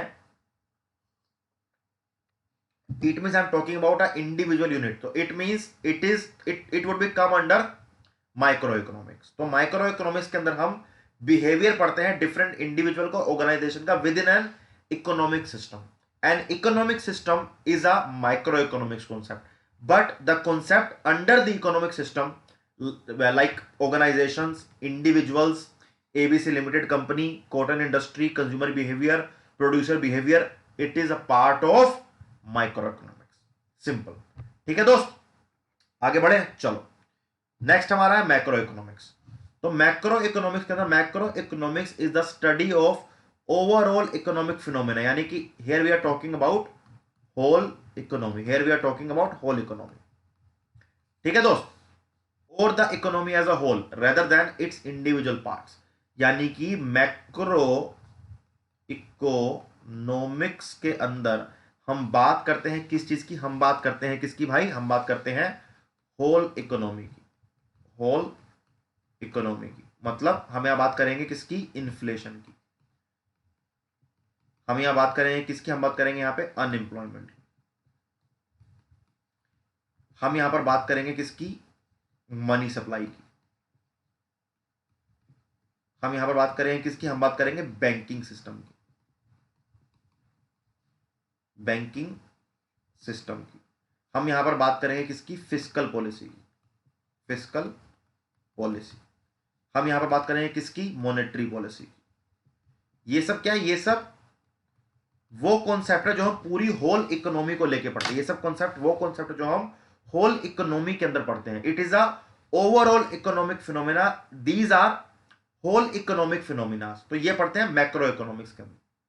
देखो वैसे तो मैक्रो इकोनॉमिक्स बहुत डीप है, पूरा पूरे दो दो क्लासेस निकल जाएंगी पढ़ाने में, बट हमें उतना पढ़ना है जितना हमारे एग्जाम में आएगा, क्योंकि हम अभी मैक्रो और माइक्रो नहीं पढ़ रहे, हम बिजनेस इकोनॉमिक्स पढ़ रहे हैं। तो बिजनेस इकोनॉमिक्स में माइक्रो और मैक्रो का रोल क्या है, पहले ये समझेंगे। अब बिजनेस इकोनॉमिक्स की अगर मैं बात करूं तो it means I am talking about a business. Let's analyse कि मेरा एक बिजनेस है, मैं एक बिजनेस स्टार्ट करना चाहता हूं, तो मेरे लिए माइक्रो इकोनॉमिक्स और मैक्रो दोनों जरूरी है। मानो मुझे एक बहुत बड़ा बिजनेस स्टार्ट करना है, तो मुझे माइक्रो लेवल पे चीजों को समझना पड़ेगा। क्या समझना पड़ेगा माइक्रो लेवल पे, मानो कि मुझे एक लैंड खरीदना है, एक जगह खरीदनी है, तो मैं ये देखूंगा किस पर्टिकुलर लोकेशन पे लैंड का प्राइस कम है। तो मैं बात कर रहा हूं एक पर्टिकुलर लोकेशन की, मैं बात कर रहा हूं एक लैंड की। आई am talking about micro economics. फिर मुझे उस लैंड के आसपास, उस एरिया के आसपास लेबर को ढूंढनी है। आई am talking about labour, I am talking about individuals, it means I am talking about micro economics. मुझे उसके बाद मशीनरी खरीदनी है, मैं किसी पर्टिकुलर पर्सन से मशीनरी परचेज करूंगा। Still I am talking about a machinery, I am talking about a individual production unit, it means still I am talking about micro economics. तो बिजनेस इकोनॉमिक्स में majorly हम micro economics की बात करते हैं, लेकिन ऐसा नहीं है कि हम मैक्रो इकोनॉमिक्स की बात करते ही नहीं है। कैसे करते हैं समझाता हूं। अब मैंने एक बिजनेस स्टार्ट करना है, अब मुझे बिजनेस को चलाने के बाद उसका टैक्स भरना पड़ेगा, जीएसटी भरना पड़ेगा। अगर मुझे एक्सपोर्ट इंपोर्ट करना है तो मुझे एक्सपोर्ट इंपोर्ट के रूल्स को फॉलो करना पड़ेगा। मुझे मार्केट से अगर लोन चाहिए तो आरबीआई लोन के लिए क्या स्कीम निकालता है वो मुझे मेरे को भी इन्फ्लुएंस करेंगे, मुझे भी उसके कॉन्सिक्वेंसेस फेस करने पड़ेंगे। तो मेरा बिजनेस माइक्रो इकोनॉमिक्स और मैक्रो इकोनॉमिक्स दोनों के कॉन्सेप्ट से इन्फ्लुएंस होगा।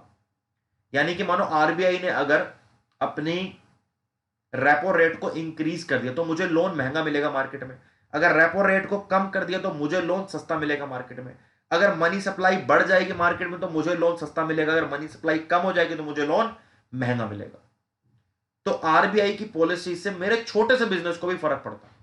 लेकिन वहीं पर इंडिविजुअल लेबर, इंडिविजुअल किसी factory, individual production house, individual producer, individual customer, individual market से भी मुझे फर्क पड़ता है। तो अगर मुझसे को पूछे कि बिजनेस इकोनॉमिक्स में अगर मुझे मेजरली क्या चीज इंफ्लुएंस करती है, तो मैं बोलूंगा माइक्रो इकोनॉमिक्स मेजरली इंफ्लुएंस करती है बिजनेस इकोनॉमिक्स को। बट मैं ये नहीं बोल सकता कि मैक्रो इकोनॉमिक्स बिजनेस इकोनॉमिक्स को इंफ्लुएंस नहीं करती। अगर कोई बोलता है ऐसा तो it would be a wrong statement. दोनों ही इकोनॉमिक्स बिजनेस इकोनॉमिक्स को इन्फ्लुएंस करती है। आई एम श्योर कि आपको ये कॉन्सेप्ट बहुत क्रिस्टल क्लियरली समझ आ गया होगा। Let's talk about the another concept. So there is a difference basic between the microeconomics and macroeconomics. Micro and macro. Microeconomics बोलती है it is the study of particular firms, household, individual income, wages, demand, individual industry, etc. Simple समझ चुके हो already बात ये वाली। Macro क्या बोलती है, it examines the forest and not the trees, यानी कि पूरे जंगल की बात हो रही है, जंगल में छोटे छोटे पेड़ों की बात नहीं हो रही, यानी कि पूरी इकोनॉमी की बात कर रहे हैं, उस इकोनॉमी के अंदर कितनी फैक्ट्रियां हैं उसकी बात नहीं हो रही। This it analyses and establishes the functional relationship between large aggregate, यानी कि large aggregates, unemployment, inflation, deflation, recession, इन सब की बातें होती है। It studies micro economics studies individual economic unit, यानी कि whenever you read this point individual, it means you are talking about micro, and when you see this word aggregate, it means you are talking about macro. Simple, इस बात को याद रखना। आपके exam में आपके क्वेश्चन के अंदर ही हिंट दिए होते हैं, इंडिविजुअल लिख दिया जाएगा, तो जहां पर इंडिविजुअल है वो माइक्रो है, जहां पर एग्रीगेट टोटल होल लिखा हो वो मैक्रो है। नेक्स्ट पढ़ते हैं micro, demand and supply of a commodity. Here we are talking about individual demand, aggregate demand and aggregate supply. Here we are talking about aggregate, here we are talking about individual. So there is a difference between the individual demand. When I'm talking about the individual demand, that time I'm talking about microeconomics, and when I'm talking about aggregate demand and aggregate supply, I'm talking about macroeconomics. So this is the very basic difference between micro and macro. ठीक है दोस्त, last point पढ़ते हैं, determination of price of a commodity. Price determination हम micro economics के अंदर करते हैं। इस पॉइंट को बहुत बढ़िया तरीके से आपने ध्यान रखना है। प्राइस डिटर्मिनेशन माइक्रो इकोनॉमिक्स में, तो बिकॉज प्राइस डिटर्मिनेशन क्या होता है, प्राइस डिटर्मिनेशन होगा किसी इंडिविजुअल प्रोडक्ट का, प्राइस डिटर्मिनेशन होगा मार्केट में किसी इंडिविजुअल इंडस्ट्री से, किसी इंडिविजुअल प्रोडक्ट से, कंज्यूमर से, कस्टमर की डिमांड से। And when I am talking about individual customer, when I am talking about individual market, when I am talking about individual production unit, it means I am talking about micro economics. तो अगर कोई बात करता है कि price determination micro में होगा या मैक्रो में होगा, तो आपका आंसर होगा कि price determination is done under the micro economics. और कभी कभी माइक्रो इकोनॉमिक्स का दूसरा नाम प्राइस डिटर्मिनेशन भी बोला जाता है। तो आपको यह ध्यान रखना है कि determination of prices of a commodity micro economics के अंदर आएगा, मैक्रो के अंदर नहीं आएगा। मैक्रो के अंदर क्या डिटरमाइन करेंगे, इन मैक्रो इकोनॉमिक्स भी determine income and employment of the economy, यानी कि हम नेशनल इनकम, हम एम्प्लॉयमेंट की बात करते हैं macro economics, because these are the larger concept, these are the aggregate concept, these are the whole concept. National income, national या GDP, GNP, NNP, employment, ये बहुत बड़े बड़े कॉन्सेप्ट हैं और इसकी बात हम कहां करते हैं, मैक्रो इकोनॉमिक्स के अंदर। वेरी सिंपल, ठीक है दोस्तों, ये बेसिक डिफरेंस है माइक्रो और मैक्रो का। और I am telling you again and again कि ये सारे क्वेश्चन एग्जाम में पूछे जा चुके हैं। ठीक है दोस्त, आगे बढ़ते हैं। अब बात आएगी सर कि नेचर ऑफ बिजनेस इकोनॉमिक्स। तो यहां पर हम कुछ 6 नेचर डिस्कस करेंगे बिजनेस इकोनॉमिक्स की, फिर हम डिस्कस करेंगे स्कोप ऑफ बिजनेस इकोनॉमिक्स, और आई थिंक तब हमारा चैप्टर खत्म हो जाएगा। तो first point is business economics is a science as well as an art. Second is business economics is based largely on microeconomics. It incorporates element of macro analysis. It is pragmatic in approach. Pragmatic का मतलब होता है practical. Interdisciplinary in nature, यानी कि it also depends on different nature. Normative in nature, because it talks about future. समझाऊंगा मतलब क्या है इसका।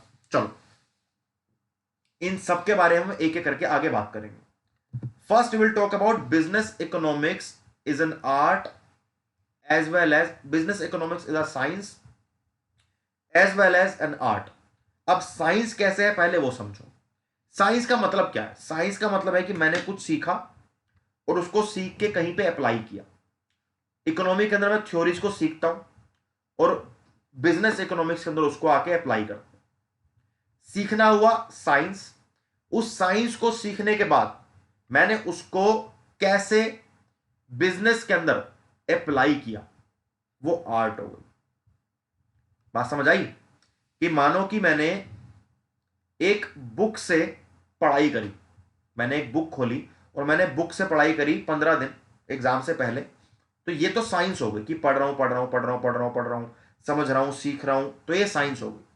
अब एक आर्टिस्ट की तरह काम क्या आएगा मेरा, कि मैं अपने एग्जाम में जो मैंने पढ़ा उसे कैसे लिख के आता हूं, ये मेरी आर्ट होगी। बिजनेस इकोनॉमिक्स भी सेम बात करती है, that it is N business economics is an applied science in the sense of a tool of managerial decision making and forward planning by management. It involves practical application of rules and principles for the attainment of set objective। यानी कि हम theories को समझेंगे, theories की research and development करेंगे, theories से सीखेंगे, that is science. अब वो थ्योरीज को अपने हम डिसीजन मेकिंग के अंदर कैसे यूज कर रहे हैं, इट इज एन आर्ट। तो business economics is a science as well as an art. अगर आपको इसके अंदर की बात समझ नहीं भी आ रही है तो आपको यह बात ध्यान रखनी है कि बिजनेस इकोनॉमिक्स साइंस भी है और एक आर्ट भी है। Business economics is a science as well as an art, because आपका एग्जाम ऑब्जेक्टिव बेस्ड है। तो आपके ऐसा होता है कि 4 स्टेटमेंट आ जाए, एक में लिखा हो business economics is a science only, एक में लिखा हो business economics is a art only, एक में लिखा हो business economics neither a science nor an art, और एक में लिखा हो business economics is a science as well as an art. And the question is choose the correct statement. तो आपका यहां पर लास्ट स्टेटमेंट जहां पर लिखा है business economics is a science as well as an art is the right answer.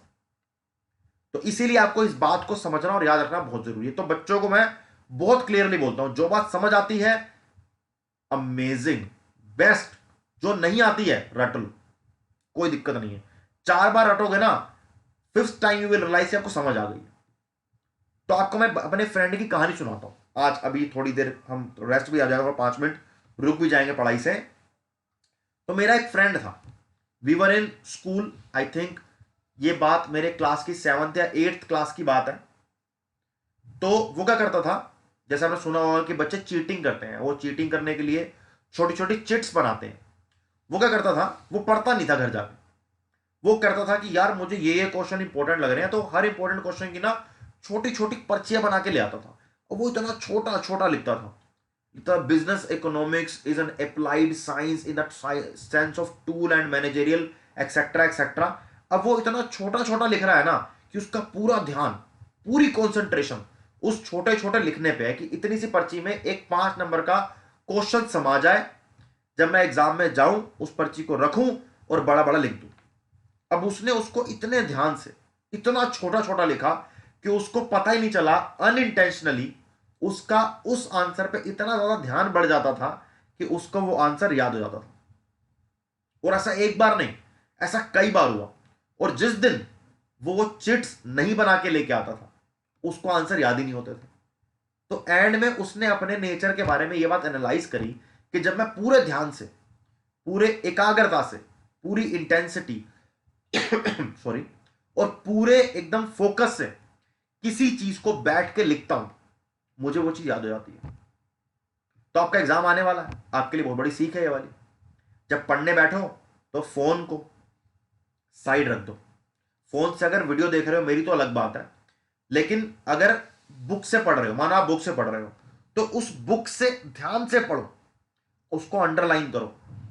Underline नहीं भी करे तो पेन को रख के पढ़ो, ऐसे मानो कि ये बुक है, ऐसे पढ़ो बुक को, ऐसे ऐसे पढ़ो ऐसे। उससे क्या होगा कि मैं आपको समझाता हूं, देखो जरा। जैसे मानो कि आपकी ये बुक है, मानो आपकी ये बुक है और बुक पे आपकी ये लाइन लिखी है, तो ऐसे पढ़ो इसको कि in line 1 button remote for hands free calling compatible with laptops and most smartphones. इससे क्या होगा ना कि आपको डिस्ट्रैक्शन की जगह ही नहीं बचेगी।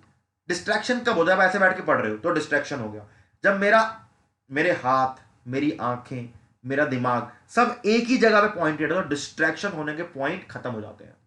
और जब आपको अपना पढ़ाई करते हुए डिस्ट्रैक्शन नहीं होगा, तो मैं आपको एक बात बहुत क्लियरली बता दूं, वो बात आपके दिमाग में सेट हो जाएगी, इम्प्रिंट हो जाएगी। तो ये बात एक छोटी सी कहानी से मुझे ये सीख मिलती है कि जो भी काम लाइफ में करो उसको इतना फोकस्ड होकर करो कि आपको ऐसा लगे ही नहीं कि आप उसको याद करना पड़ रहा है, आपको अपने आप वो आपके मन में, आपके ब्लड के अंदर बस जाए। ठीक है दोस्त। तो सेकंड पॉइंट पे आते हैं, it is based on micro economics. हम इस बात के बारे में ऑलरेडी डिस्कस कर चुके हैं, तो मैं इसको और समझाना नहीं चाहूंगा। हम पढ़ते हैं क्या लिखा है, business economics is based largely on micro economics. Largely, so this is the keyword here, that business economics based largely on micro economics. अगर कॉन्सेप्ट ये पूछा जाए कि micro economics is business economics is based largely और micro economics, तो answer गलत नहीं होगा। अगर लिखा हो कि only based on micro economics, तो गलत हो जाएगा। Since business economics is concerned more with the decision making problem of individual establishment, it relies heavily on technique of microeconomics. So what you will realize in this paragraph, यहां पर largely और heavily का use किया गया, यहां पर only का use नहीं किया गया। only is a very extreme word, that I only love rice or I will only eat rice, जिस दिन रोटी बनेगी भूखे मर गए उस दिन। तो never use these extreme words in your life or never trust these extreme words in your exam paper। क्योंकि आप देखना, आप 90% देखना, जितनी बार जहां पर ओनली लिखा होता है ना, वो स्टेटमेंट गलत होती है। अब मैं आपको बोलूं कि in Bihar there is only one Ram temple, मतलब बिहार में सिर्फ एक, ओनली एक राम टेम्पल है, और आप बिहार नहीं गए हो, तो आपके पास एक लॉजिक होगा कि सर इतना बड़ा बिहार है, ऐसा नहीं होता कि वहां पर सिर्फ एक राम टेम्पल होगा। मैंने कहा आपने देखा है? मैंने कहा आपको कि सर मैंने देखा नहीं है, but it is illogical. And when things sounds illogical, when things sound illogical, 90% दो स्टेटमेंट्स आर रॉन्ग।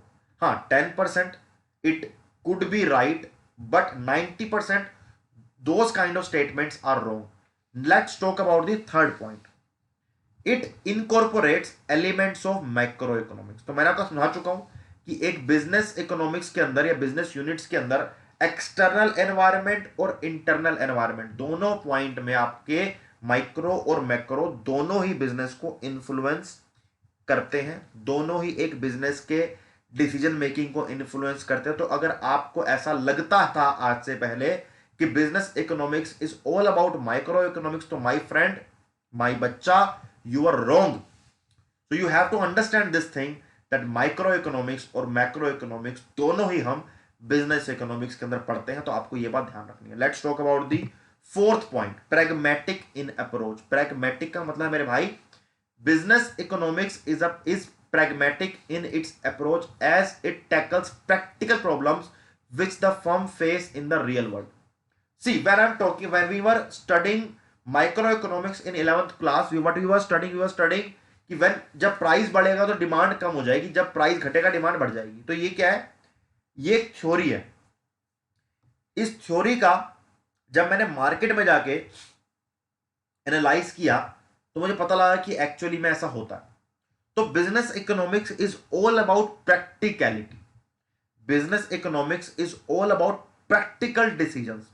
तो बिजनेस इकोनॉमिक्स में हम यूजुअली प्रैक्टिकल प्रॉब्लम्स की बात करते हैं, क्योंकि मानो कि मैंने एक बिजनेस स्टार्ट किया और रॉ मटेरियल खत्म हो जाता है, रॉ मटेरियल महंगा हो गया, या फिर लेबर महंगी होगी, लेबर अवेलेबल नहीं है। तो these are the practical problems, and in business economics we solve these practical problems, जो हम एवरीडे बिजनेस के अंदर फील करते हैं। तो this is the fourth point. Fifth point, interdisciplinary in nature. क्या लगता है आपको कि बिजनेस इकोनॉमिक्स में सिर्फ इकोनॉमिक्स पढ़ना होता है? क्या वहां पर मैथमेटिक्स नहीं पढ़ते, ऑपरेशन रिसर्च नहीं पढ़ते, मैनेजमेंट नहीं पढ़ते, अकाउंटिंग नहीं पढ़ते, मार्केटिंग नहीं पढ़ते, फाइनेंस नहीं पढ़ते, स्टैटिस्टिक्स नहीं पढ़ते? सब पढ़ते हो। चलो समझाऊं कैसे। मानो मैंने आज बिजनेस स्टार्ट किया, तो मैं मैथमेटिक्स लगाऊंगा कि मुझे कौन सी मशीनरी खरीदनी है। एक मशीनरी 1 करोड़ की है, एक मशीनरी 1.5 करोड़ की है। तो मैं तुमको देखूंगा कि कौन सी मशीनरी मेरे यूज की है, कौन सी मशीनरी एक दिन में ज्यादा प्रोडक्शन करेगी। This is all about mathematics, right? तो मैथमेटिक्स काम हुआ। रिसर्च का काम होगा कि भाई इस मशीन ने, जिन लोगों ने ये मशीन पहले लगाई है, उन्हें कितना बेनिफिशियल मिला है इस मशीन की।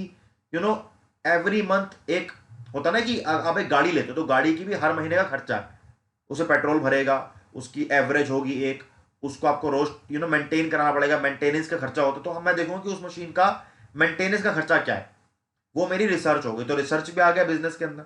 फिर मैनेजमेंट करूंगा, जो मैंने एक लैंड खरीदा, वहां पर मशीनरी करी, उसकी मैनेजमेंट करनी पड़ेगी ना, कि कौन सी मशीनरी कहां लगी, कौन सा बंदा क्या काम करेगा, किसको कितनी सैलरी देनी है, क्या है, ये मैनेजमेंट है। तो मैनेजमेंट भी बिजनेस के अंदर आ गया। फिर अकाउंटिंग आ जाएगी, ऑडिट होगा, अकाउंटिंग होगी, बैलेंस शीट बनेगी, P&L अकाउंट बनेगा, डेप्रिसिएशन होगा, सब कुछ करेगा, कैश फ्लो होगा, this is the part of accounting. तो अकाउंटिंग भी होगी, मार्केटिंग भी होगी, प्रोडक्ट को बेचने के लिए मार्केटिंग भी करेंगे, सेल्स भी करेंगे, फाइनेंस का काम भी होगा, स्टैटिस्टिक्स का काम भी होगा, कि 2008 से लेकर 2020 में हमने कितनी सेल करी है, किस ईयर के अंदर सेल कम हुई है तो कम क्यों हुई है, किस ईयर के अंदर सेल ज्यादा हुई तो सेल ज्यादा क्यों हुई है, it is what is it is statistics.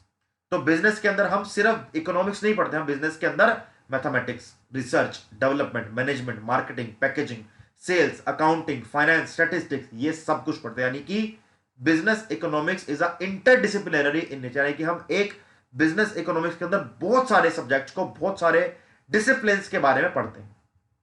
ठीक है दोस्त, चलो next point, normative in nature. तो इकोनॉमिक्स दो तरीके की होती है, इकोनॉमिक्स भी दो तरीके की होती है, मैक्रो मैक्रो नहीं बता रहा, दो बता रहा हूं। एक positive economics,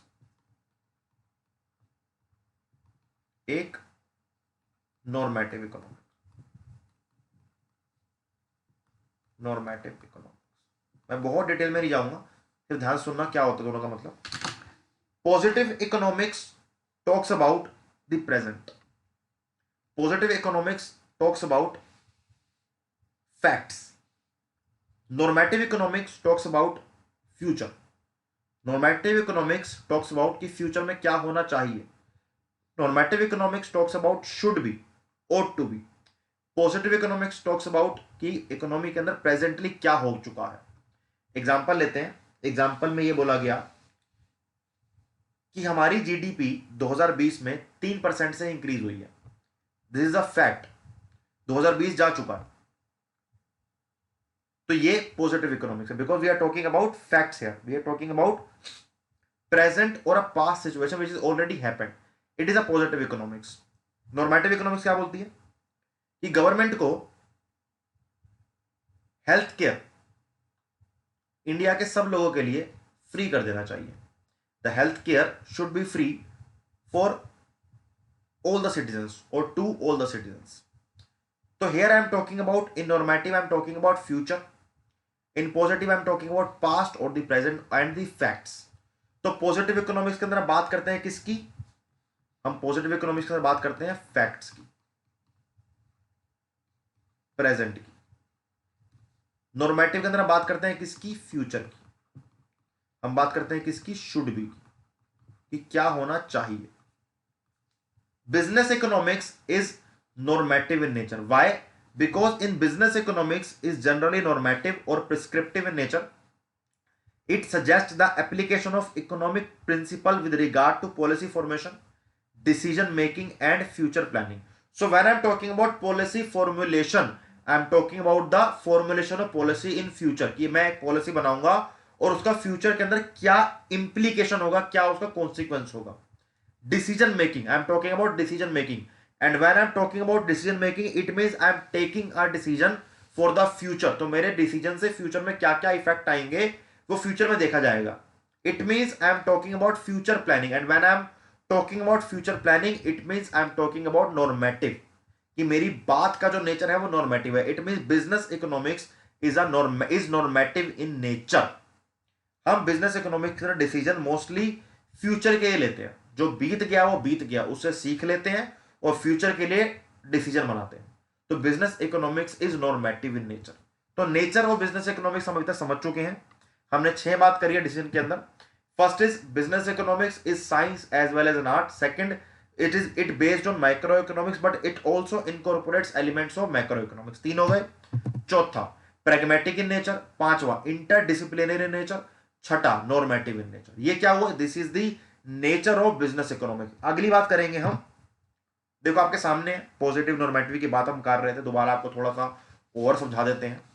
so this is positive. Positive बात करता है इज, वॉज, विल बी, कि जो प्रेजेंट में है, जो हो चुका है, यानी कि जिसको हम प्रूव कर सकते हैं, जो connect cause and effect. It is descriptive based on fact, tell you what is objective. Normative बात करता है ought to be, should be, कि क्या होना चाहिए। नॉर्मेटिव बात करता है किसकी, क्या होना चाहिए। यह बात करता है किसकी, क्या हो चुका है। ठीक है, यानी कि ought to be, should be, तो जहां आपको ought to be, should be वाला वर्ड दिखे तो it means you are talking about normative, it is a normative statement. We can not prove it, क्योंकि फ्यूचर की बात है ना, फ्यूचर के बाद कैसे प्रूव कर दोगे आप। इट मेक्स रिकमेंडेशन कि भाई गवर्नमेंट को हेल्थ केयर फ्री कर देना चाहिए, इट इज अ रिकमेंडेशन। सबका अलग अलग ओपिनियन हो सकता है।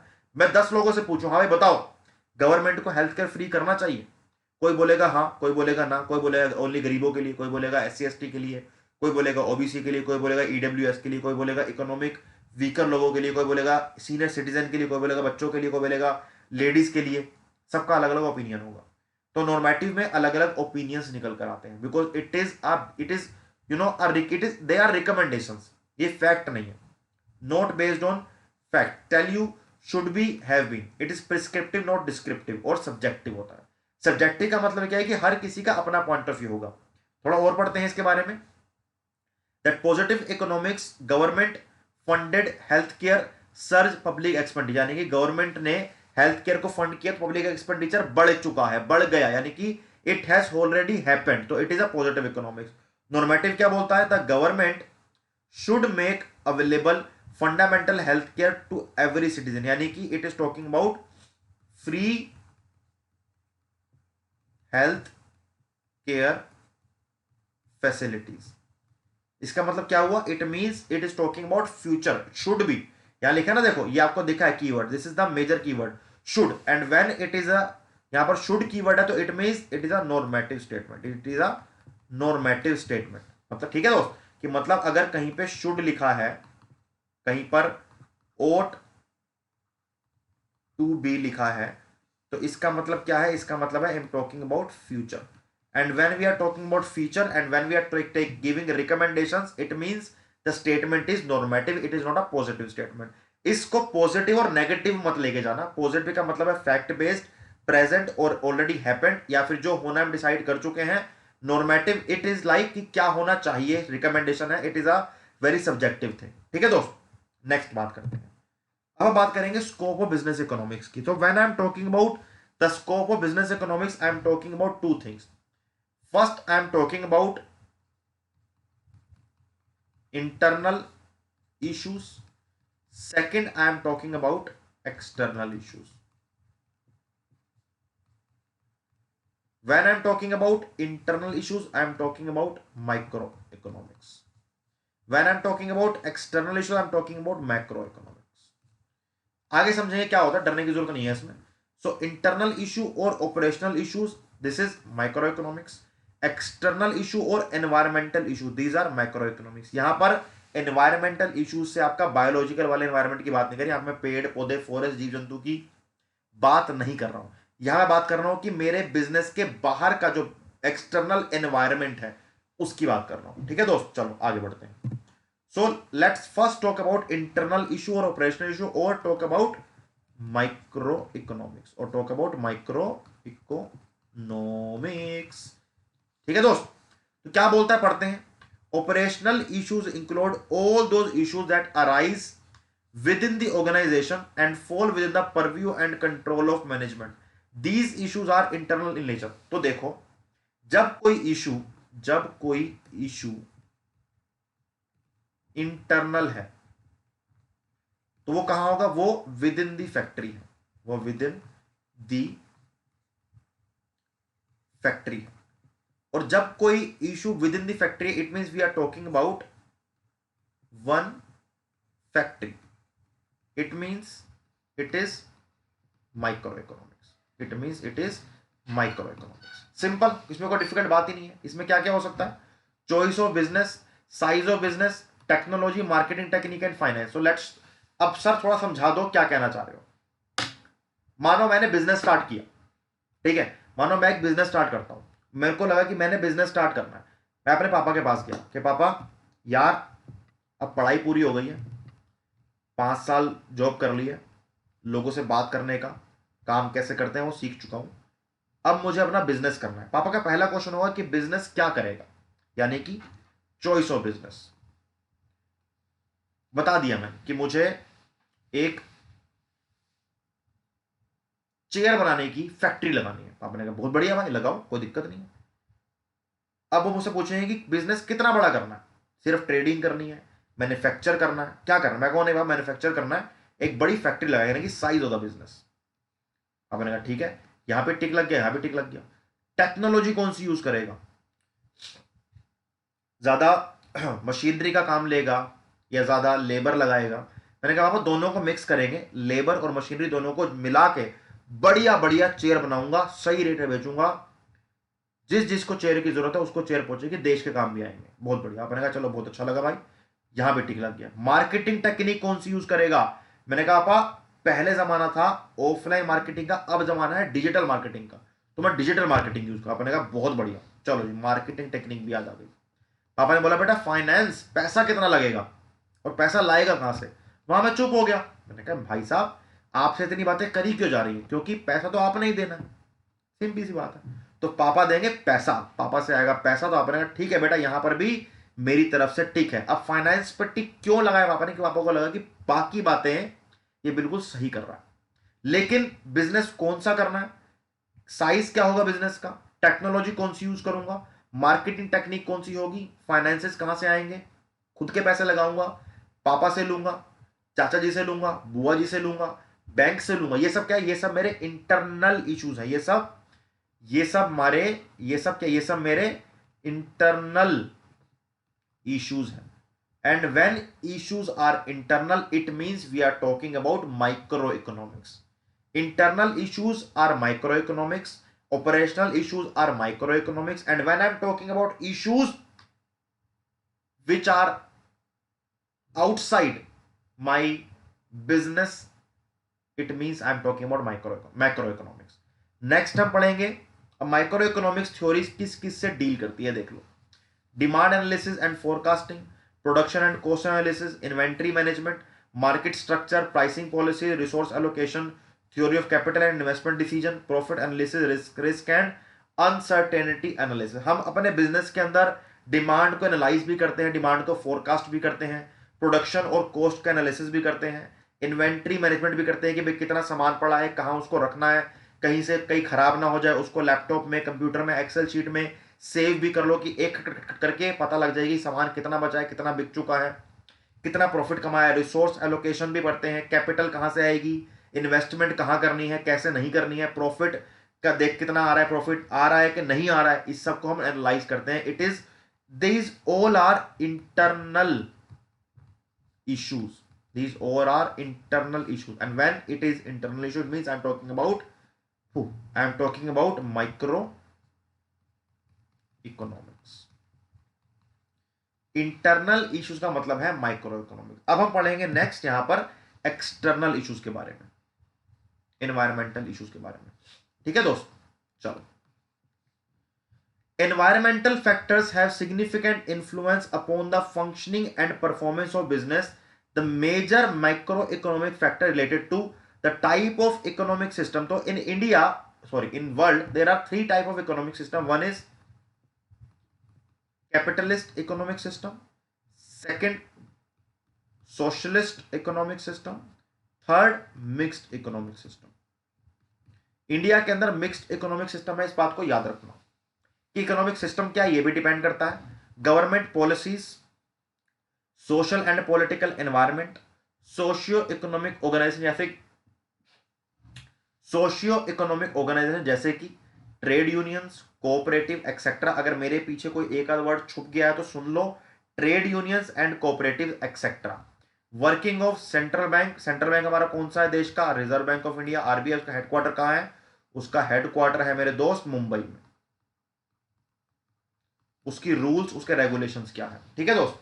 तो यहां पर क्या है ना कि अब मैंने एक बिजनेस स्टार्ट किया, तो मेरे बिजनेस को मेजरली माइक्रो इकोनॉमिक्स वाले पॉइंट ही मैटर करते हैं, बट ऐसा नहीं है कि मैक्रो मैटर नहीं करता। कैसे नहीं करेगा, देखो कि मैंने बिजनेस स्टार्ट करा, मैं बस जरूर सोचूंगा कि भाई मेरे देश का इकोनॉमिक सिस्टम क्या है। जितना इकोनॉमिक सिस्टम मेरा लिबरल होगा मुझे लोन इजीली मिलेगा। अगर मेरा इकोनॉमिक सिस्टम कैपिटलिस्ट है तो मेरा ऑब्जेक्टिव होगा सिर्फ पैसा कमाना।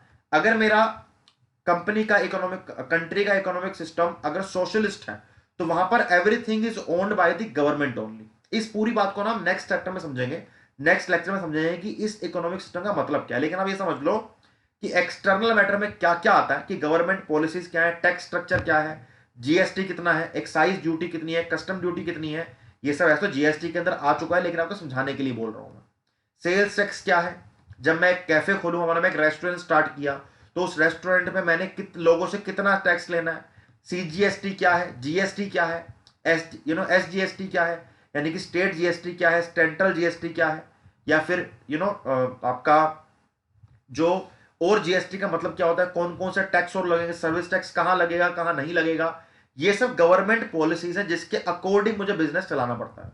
इनकम टैक्स भरूंगा, कॉर्पोरेशन टैक्स भरूंगा, ये सब क्या है, all these are decided by the government, all these are decided under the government policies and we have to follow these rules, follow these regulations, follow these government policies. So it means my business is also influenced by the micro, also influenced by the macro concepts, also influenced by the macroeconomics, also influenced by the external issues or the environmental issues. Simple.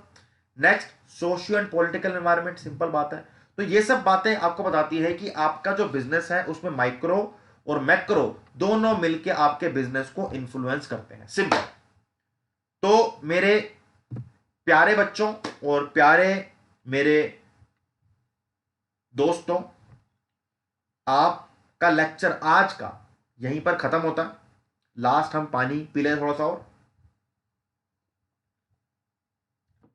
मैं आपको YouTube पर पढ़ाने के साथ साथ Unacademy की app पे live पढ़ाता हूं, स्पेशल क्लासेस में। अभी स्पेशल क्लासेस में मैं कुछ मोस्ट इंपॉर्टेंट एमसीक्यू सोल्व करवा रहा हूं। और अगर आप मेरी स्पेशल क्लास देखना चाहते हो तो आपको बहुत सिंपल काम करना है। You have to download Unacademy app और आपको मेरा कोड डालना है साहिल एम। साहिल एम मेरा कोड डालते ही आपकी क्लास अनलॉक हो जाएगी। जैसे ही आप क्लास अनलॉक करोगे तो आप बहुत प्यार से मुझे लाइव वहां पर सुन सकते हो। मैं वहां पर आपको मोस्ट इंपॉर्टेंट एमसीक्यूज कराऊंगा एग्जाम तक। तो आपको एमसीक्यूज प्रैक्टिस यूट्यूब पे ही मिल रही है, आपको लाइव स्पेशल क्लास जो फ्री होती है सिर्फ मेरा कोड डालना वहां मिल रही है। अगर आपकी इच्छा है तो अनअकैडमी की ऐप को डाउनलोड करो, स्पेशल क्लासेस देखो। हर स्पेशल क्लास की आपको नोटिफिकेशन भी आ जाती है और आपको स्पेशल क्लास में एंटर करने के लिए मेरा कोड डालना पड़ेगा साहिल एम। तो अगर मेरे कोड से आपको कोर्स परचेज करने में डिस्काउंट मिले, एक स्पेशल लाइव क्लास में अगर आपको एंट्री मिले, तो मेरे लिए भी एक प्रिविलेज की बात है। तो मेरे बच्चों, मेरे प्यारे दोस्तों, this is a very important code for all of you. The best way to predict your future is to create it. Pen को छोड़ देते हैं। अगर लाइफ में कुछ बनना चाहते हो ना, तो पंडितों को हाथ दिखाने से, कुंडलियां दिखाने से या एस्ट्रोलॉजी पे बिलीव करने से, मैं ये नहीं बोल रहा ये चीजें गलत है, ये चीज बिल्कुल सही है, ये सब साइंस है, मैं खुद बिलीव करता हूं। लेकिन इन सब से पहले, if you really want to become something in your life, if you really want to achieve something in your life, and if you really want to make your parents proud, so you have to do just one thing. You have to act. आप जो life में करना चाहते हो, जो future आप पाना चाहते हो, आपको उस फ्यूचर को क्रिएट करना पड़ेगा। आप में से सब बच्चे चार्टर्ड अकाउंटेंट बनना चाहते हैं, उसकी पहली सीढ़ी है सीए फाउंडेशन को फोड़ कराना। आज से, अभी से अपने माइंड में बार बार यही बोलो, रिपीट करो, सीए फाउंडेशन फोड़ना है, सीए फाउंडेशन फोड़ना है, सीए फाउंडेशन क्लियर करना। अपने आप मशीनरी सेट हो जाएगी, अपने आप पढ़ने बैठोगे, अपने आप चीजें याद होंगी। मैनिफेस्टेशन की पावर समझो, ये कोई जादू नहीं है। जब मैं बार बार एक ही चीज माइंड में दोहराता हूं ना, तो काम भी उसी के लिए करता हूं। जब बार बार बोलूंगा कि सीए फाउंडेशन की तैयारी करनी है, तो पढ़ने बैठोगे ना, खेलने जाओगे ही नहीं।